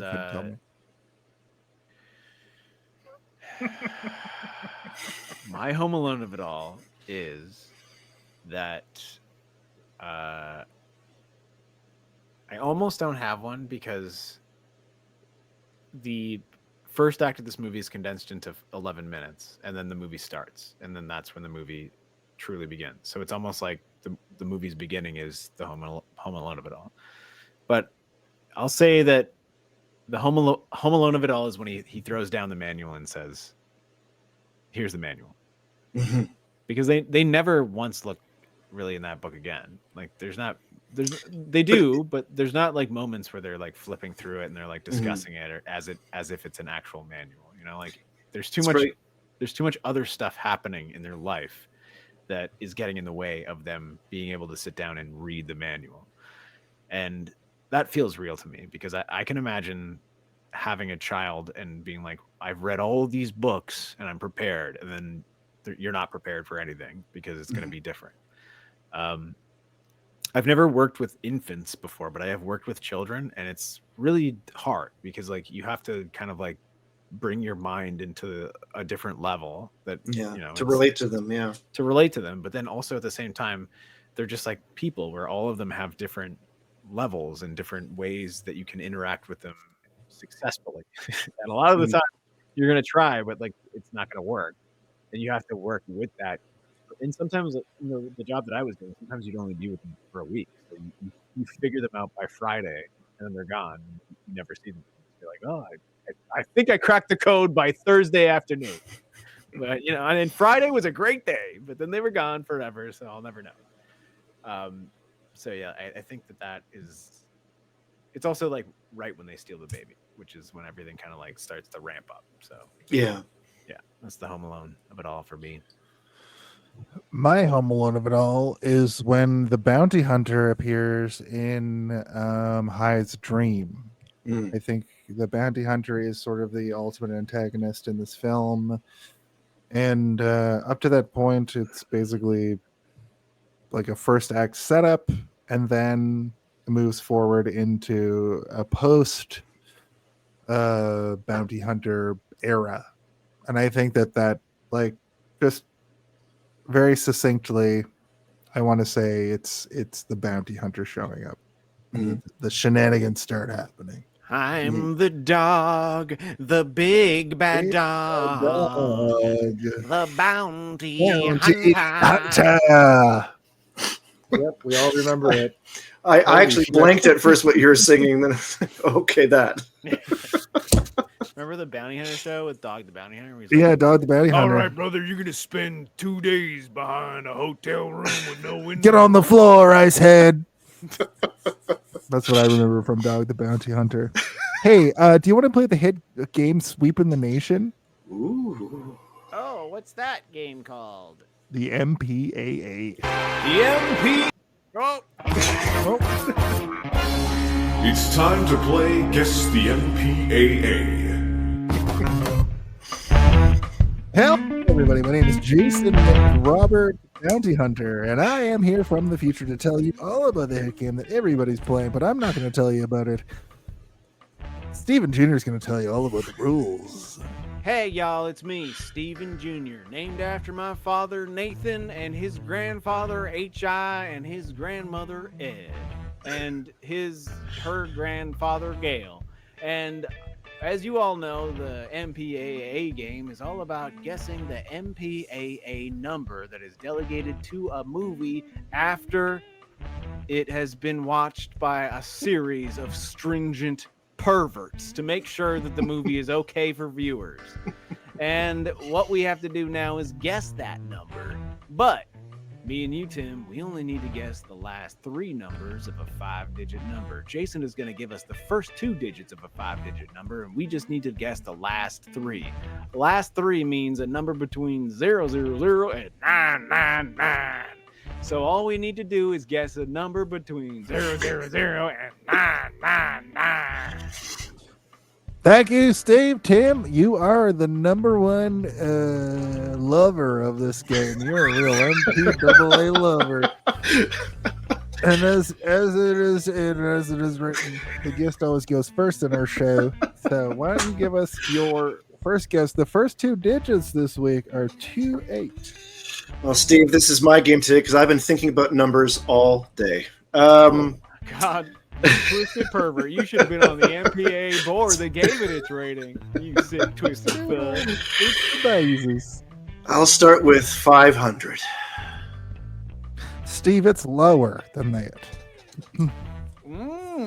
Well, ooh la la. 500 lower. I'm going to say 300. Tim, it's higher than that. The game's afoot. 406. Great guess. Steve, it's higher than that. It's in between 406 and 500. Is that what you're telling me? Is that what you're telling me right now? That's what And I'm you said telling you. great That's what I'm guess, which means it's probably closer to the lower number, the one that Tim just said, because I am Schlock Schloms from Arizona.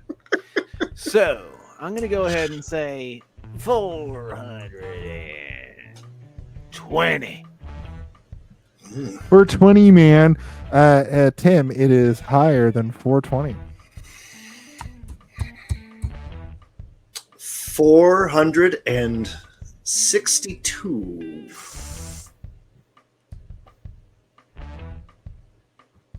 Steve is higher.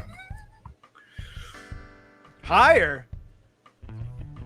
Wait, can you guys see me? You know that that stand-up comedian who's gay that has like a thick mustache? Oh, yeah. This is my impression of him.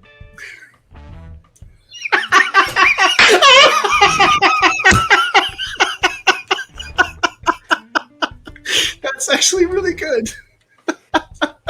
Wait, I'm gonna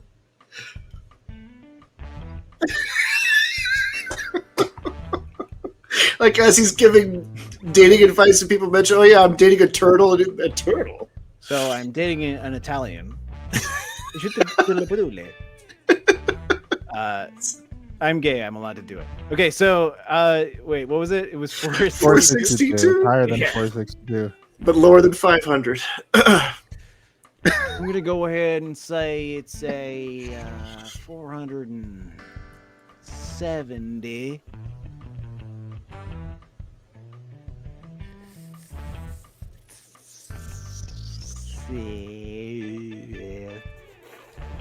Three. Good golly. Oh my goodness. Look, right here on the show, the MPAA rating game, we have a new segment we'd like to allow you all to do.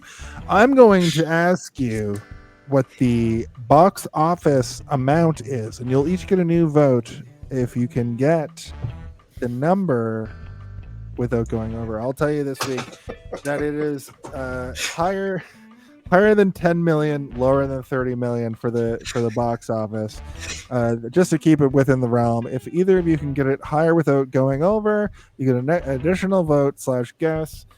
Tim, what would you like to say for your box office guess? Well, first, I love the addition of another chance to guess a number is that you have to guess a number. But okay, box office. This is the money it made. This is Price is Right rules, though. It's different. Price rules. Yeah. So if you go over, I'm gonna guess $1 and I'll win. Okay, so this is the money it made. Because I know what the budget was, but the money it made.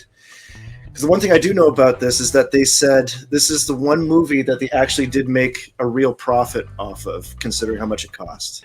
Mm-hmm. I'm gonna say 24 million. Okay, and Steve, it's higher than that, but that doesn't matter as long as you don't go over. You'll also get a guess. All right, I'm gonna try and guess realistically because if I just say 24 million and $1, then that means I win. But is it like much higher than that? Fine. I just this is the part that annoys me because I could just win easily by being like, I'm 24. You don't win. This is just you to get another guess. It's not a versus. All right, I'll say 28 million. Okay, it's both of you get an additional guess. So the last guess was 473, 28473. Tim, what's your final guess? 484. Well, I will tell you that I did say lower than 473. So I beg your pardon. Yeah. Lower than 473. It's between 462 and 473. Oh, I beg your pardon. Okay. 468. Good guess, but no. Steve, your final guess?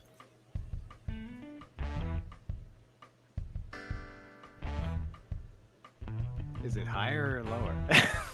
Oh, sorry, it's higher. It's higher. You said It's between 468 and 473. 470.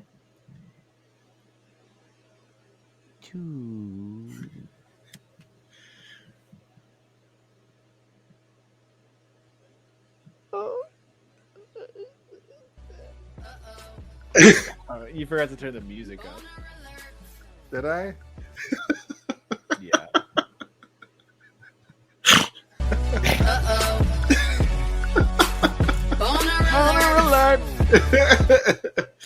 So did I win? You got it right. It's Yes. Okay. 472. You also.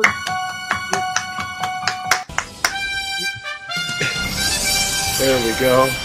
You also guessed 473. I indicated with my facial expressions that it could be close, but I really thought that was a great game, and that's the MPAA rating game for this week. And that is the last time that we will ever. It's The not. MPAA, everyone. Play forever. The MPAA. I love numbers. Wow. Wow. But what I will say is in 2025, we are eliminating the MPAA rating game. I'm sorry, Tim, but every time that you come back on the show, We'll play. we will be playing the We'll keep MPAA rating things, we'll game. keep everything around for you. Yes. You are the proprietor But of we're it. thinking about a new game, which is kind of fun. Mm-hmm. Yeah. Ooh. True. We that's got things in the bag. We got things in the bag for season 4. It's called Save My Girlfriend.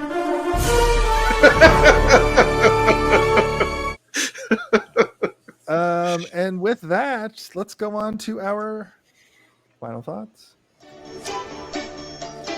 It's time for our final thoughts. Just like with everything else on this show, the guest always goes first. So, Tim, why don't you give us your final thoughts? And if you have a rating that you would like to give it, whether it be out of 5 stars, out of 10 gourds, maybe it's a nonsense rating you want to give it. It's the floor is yours to give us your final thoughts. Okay. Well, first off, thank you again for having me back. And sorry I couldn't participate with Halloween. That was actually a really fun show. And you guys are at 160, well into season 3, and looking forward to what 2025 has in store for you guys. And always very happy to be on and support any way I can. So thank you very, very much for that. Welcome. But my final thoughts for Raising Arizona. At first, I admit that I was kind of not too sure, because I didn't quite remember it very well, and so it was a good opportunity to refresh that memory and see it, and also see it with a tad more maturity, to appreciate just the kind of rolling up your sleeves and make a good movie without it being a bloated mess, and seeing like early Coen Brothers with a lot of their future techniques in development, that a lot of their storytelling stuff, because there are moments where it is a tad raw in this movie, but like I think even back then, like Siskel and Ebert were raving about it. There was like mixed reviews, but it certainly got people's attention and made people realize that these directors had something to say. And as for Nicolas Cage, it's interesting to watch a movie where he's actually coloring within the lines, more or less. And it's actually an interesting example of range where he's not too subdued and not over the top, but he's still bringing in a lot of creativity and for all those people that go through that cliched argument of like whether or not he's a good actor, no, he's a great actor, and this is another great example of that. And so with that, I give you guys another little congratulations for another fun idea for a theme month. And for my rating, I got to give this 4 out of 5 babies. That's my rating. Get the devil on your phone. Is the missing baby Nathan Jr.? Somebody check Tim's trunk of his car. No, it's Larry or Barry or one of those garbage babies. Shittier babies. Yeah. Thank you, Tim. Thank you, Thank Tim. Steve. Give me what I want. Give me what I want. Give me what I want, Steve. What are your final thoughts for the film Raising Arizona, starring I have Nicolas a Cage? lot of the same sentiments, similar to the brief history, like how you feel about this. I didn't appreciate it in the way that I should have when I first watched it, which is, maybe not great because the people that made it, when they made it, were closer to my age when I watched it than I am now, but I feel closer to it now than I did when I was closer to their age. I don't know if that's very convoluted and weird, but I think you know what I mean. Yeah. I kind of miss this type of smart filmmaking because people emulate this stuff, but they can never recreate it. And even the Coen Brothers aren't really doing it anymore. But when you look at something like the Ballad of Buster Scruggs, they have the same energy, or at least the same sort of like soul of energy. Like if there was like a little ball of energy and everything around it was this movie, that little ball has moved and it keeps moving from project to project, and it's never really fizzled. It might get blocked out every once in a while by other things, but it still is there. And like I love that Buster Scruggs movie as well. I know Jason talked about it, but I didn't really give my 2 cents on it. But like it is great, and it's like a perfect representation of what they are, which is just creative and interesting. And this movie is both creative and interesting. And like to describe it to somebody would not do it justice. Even to just show clips of it would not do it justice. You have to watch it from beginning to end, and you have to embrace that it's weird. This was like my consensus at the end last night. I was like, that was such a weird movie. But the reason that I liked it so much was because it was so fucking weird. And the reason that it was so good is because it's weird. Like that is what it is. Like you can't get around it. You're not gonna sit down here and be like, the movie was good because of this. No, the movie is good because it's fucking weird. And like that's what you kind of want from this type of story. Imagine like a version of this that was, they take all the sensibilities from a different type of movie that they've made, because the Coen Brothers have DNA. When they touch a thing, they lift their fingerprints and they're there and you can see them. But like they also aren't going to mix and meddle with the projects they're working on. This movie has dark elements, but they'll also make the dark elements hilarious while they're there. Whereas you watch something like No Country for Old Men, and the dark elements are there specifically to freak you the fuck out. They're not meant to be goofy or funny. Yeah. They're there to make you be like, oh God, my heart. And did I just piss in my own pants over here? Maybe I did. Somebody can kill you with a pneumatic pressurized air gun used to kill cows. I didn't know if someone could do that to me. But the one thing that I was talking about earlier is like this weird sort of sense of melancholy and sadness and longing that exists in this movie for everybody, not just Hi and Ed, but for the brothers, and for Nathan Arizona and his wife, and for almost every character that exists. Like the baby, like you said, Tim, is meant to pull good out of people, but it's also meant to like sort of, they look at it as a purpose. And that's not to say that like a baby is a purpose and everybody should look at a baby as a purpose. I'm just saying that in the movie, this is a beacon of purpose for a lot of people around it. And that's, like a beautiful sentiment, whether you agree with it or not. And it makes me think, as I said before, about longing that I've had in my life for a specific thing, and then got it in the palm of my hands, and I've had it, and I'm like, this is what I've wanted for so long, and then realize that it's a snowball that melts in my hands, and I'm like, oh, it's gone, and now I'm just living my life now. And it wasn't the perfect thing that I thought would change everything for me. And that's super sad. That's a super sad concept. And I think that that's kind of what the movie is a little bit about. But High, in general, by the end, is he's still building those snowballs in his mind. And like, that's his life, is looking to the next snowball, which is fine. Looking to the next snowball that will melt in your hand is fine. I know I made a sand sieve analogy earlier, and now I make a snowball analogy now, but I think they're both accurate and valid. That makes sense. If I had to give this a rating, I would say that this movie is the concept of holding a beautiful baby in your hands only to realize that there's a demon from hell that might turn it into a snowball that will melt between your fingers. Awesome. Thank you, Steve. Thank you.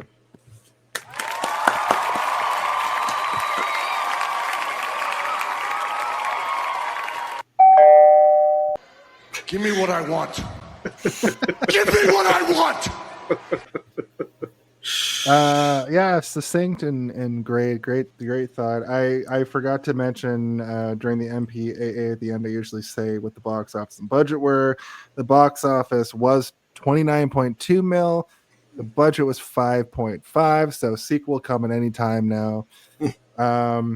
Overall, a great experience. I don't actually know how I've never seen it, which I mentioned in my brief history, which Steve mentioned. Like, it's pretty much same as before as it ends. I think it's an important movie for any fan of the Coens and comedy.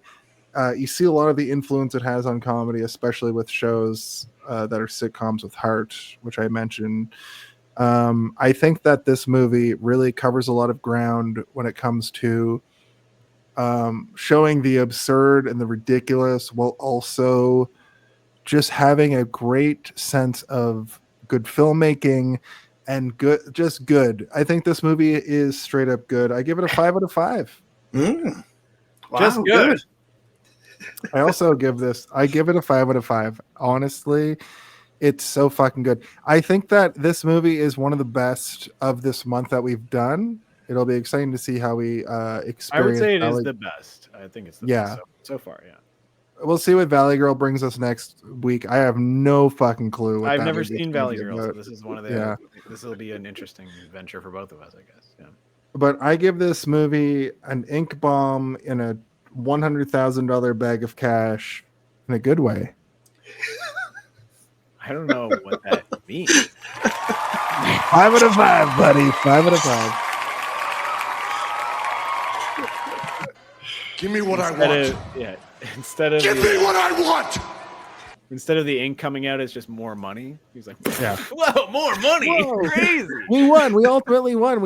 It's all babies. I thought we just stole $20,000, but we actually stole $1 billion. $1 billion babies. It's clogging the engine. What do we do? And I guess the last thing we have to do before we go, before we ask that epic question is our plugs. All right, let me just plug this in right here and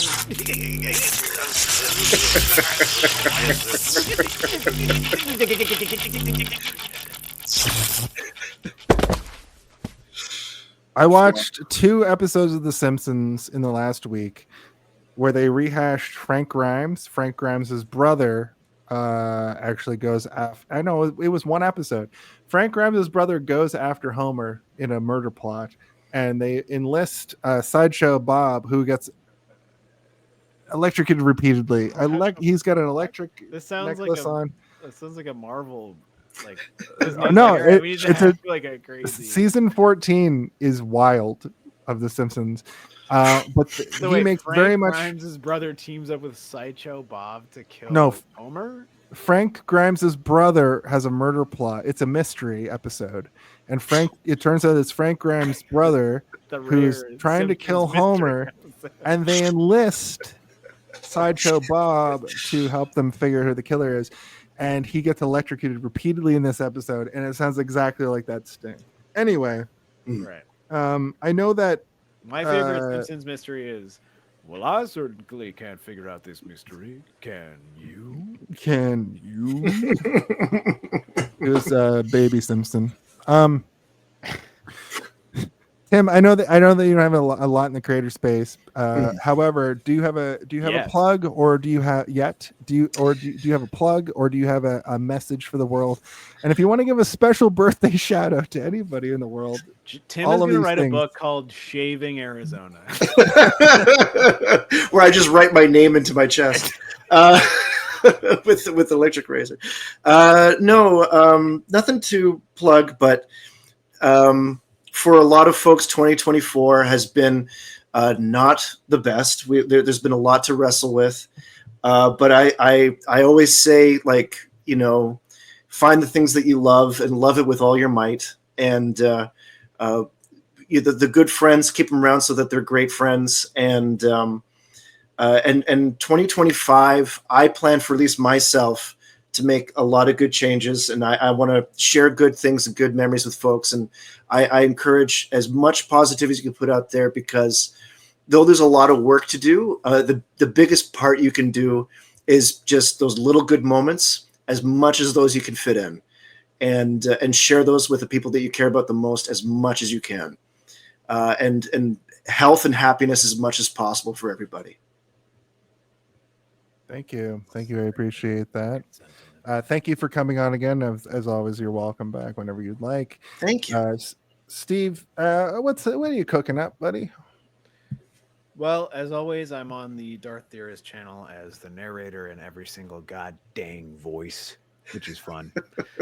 I do Anakin. I do Obi-Wan. I do Emperor Palpatine, you son of a bitch. I do all of them. I do every voice. But we've also just released a second channel. Dun dun dun dun dun dun dun dun dun dun dun. The game of it's called The Three-Eyed Theorist, and we've started doing Game of Thrones what ifs. Like, what if Robert Baratheon didn't get so drunk that a boar killed him? That's the first episode, and he's like, I watched it. Now that I'm back, I'm gonna fuck everybody. Like, basically, like what it is. I'll fuck you all up. I'm like, and I play Robert, and I also play Ned and all the other characters. But it's fun. It's a fun channel. I don't know if it's gonna do well, but I'm having fun doing it. So if you guys want to hear me struggle with a Yorkshire accent, which is mostly like, you and do what you know about being a bastard. You don't know. It's really hard, but I'm getting there. Mm-hmm. And other than that, true crime stories is, that's the other main one. But I'm all over the place, guys. I'd love if you guys would support the Star Wars channel and the Game of Thrones channel, though, because those are the ones that I really, really like doing. Like, I have fun doing it. I'm sitting here at my computer being like, how can I do better at a little finger? Sansa Stark, you sick fuck. Like, can I improve that? Maybe if I have to do 98 episodes, I'll probably get better at it. So if you guys like it. I'll have to watch to find out who Littlefinger is. He's the guy who's like, I used to be in love with your mother, Sansa, and now... And she's like, ugh, what the fuck? Oh, nothing. Go back to making your sand castle. There's a lot of incest, a lot of like weird. Right on. When we were doing this, I was like, okay, I guess I should watch the new show just in case you guys have like a script for the new show. And then I watched the new show and I was like, damn. I knew there was a lot of fucking incest in the original Game of Thrones, but this one is like right out of the gate. They're like, incest is normal and that's just how it is now. Everybody's marrying their cousins and their sisters. Oh my god. Here's my impression of House of the Dragon.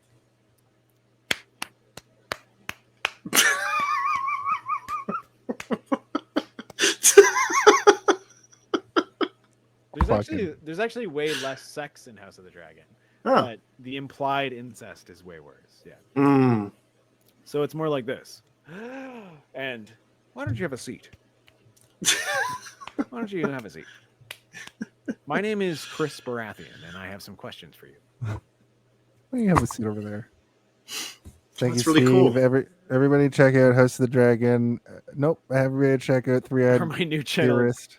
how to catch a Baratheon, How to catch a Baratheon. How to catch a Stark. or how to catch a Lannister. I mostly just want to let everybody Dangle some know that. golden hair in front of his face. Sorry, Give him the old fucking Iron Crown, if you know what I mean. That's a Game of Thrones reference where they pour Iron gold Throne, on your face. not crown. Iron, no, the when they put the Iron gold Crown. on the guy's head, the Iron Crown. Listen, Golden crown. Golden Crown. Each and every week here on YouTube and Twitch, you can find You know us. when they put the Iron Crown on his head and they melt gold and pour it on his head? Yeah, that's an Iron Crown. Like, no, That's an Iron Crown. golden. That's a golden. It's a golden shower if you have ever seen one. Yeah, he's like, I demand a golden shower. Where's You my got it. golden shower? And they're like, "Utarkarat kalushada." And they like pour molten golden lava on his head.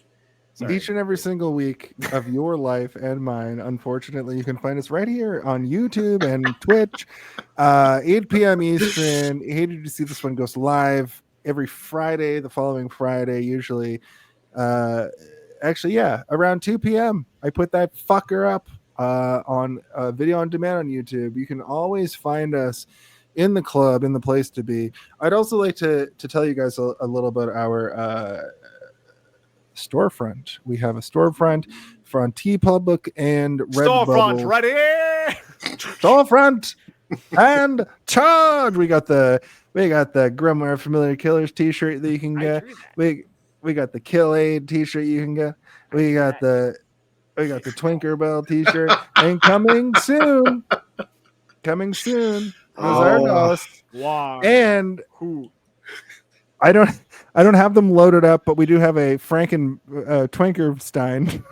I know, but I spelled Stein wrong. I put the I and the E reversed by accident. Well, I have dyslexia, like a very mild case of it.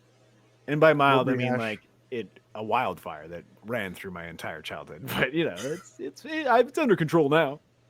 And also look forward to the what the fuck was that thing? The fucking bong thoughts from my dream journal.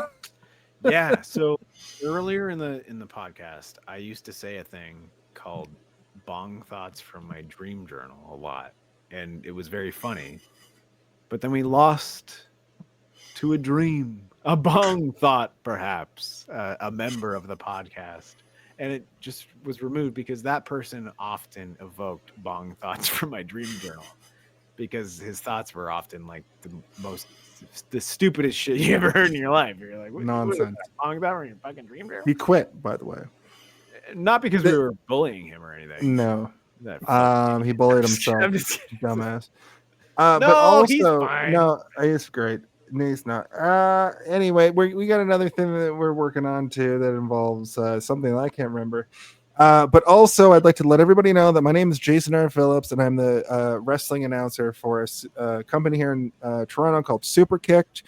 We have a show coming up a week from tomorrow on Friday the 28th, I believe, where I will be announcing Super Kicked and go, hey, it's our Royal Rumble, so maybe I mix it up and become part of that Royal Rumble. So come out and check us out.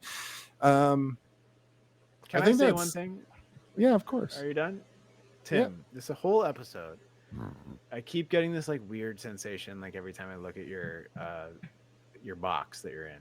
that you're in between daddy and his shaving time, and he's Same. about to hit you. He's about to be like, get out of here. So forced perspective. What are you doing? Amazing. What are you doing? What are you doing? I'll have to pick a better picture next time, or just this one forever. If we could green screen the one arm, like in his shoulders coming, so you're actually in between, it would be too much. But I mean, with that, next week we're talking right here on the show. We're talking Valley Girl, starring Nic Cage. But with that, there's one question that needs to be asked each and every week that we always ask. And Tim, you have the decidedly misfortune of asking the question. Well, only thing I can think of is, hey, did you see this one? Oh, whoops.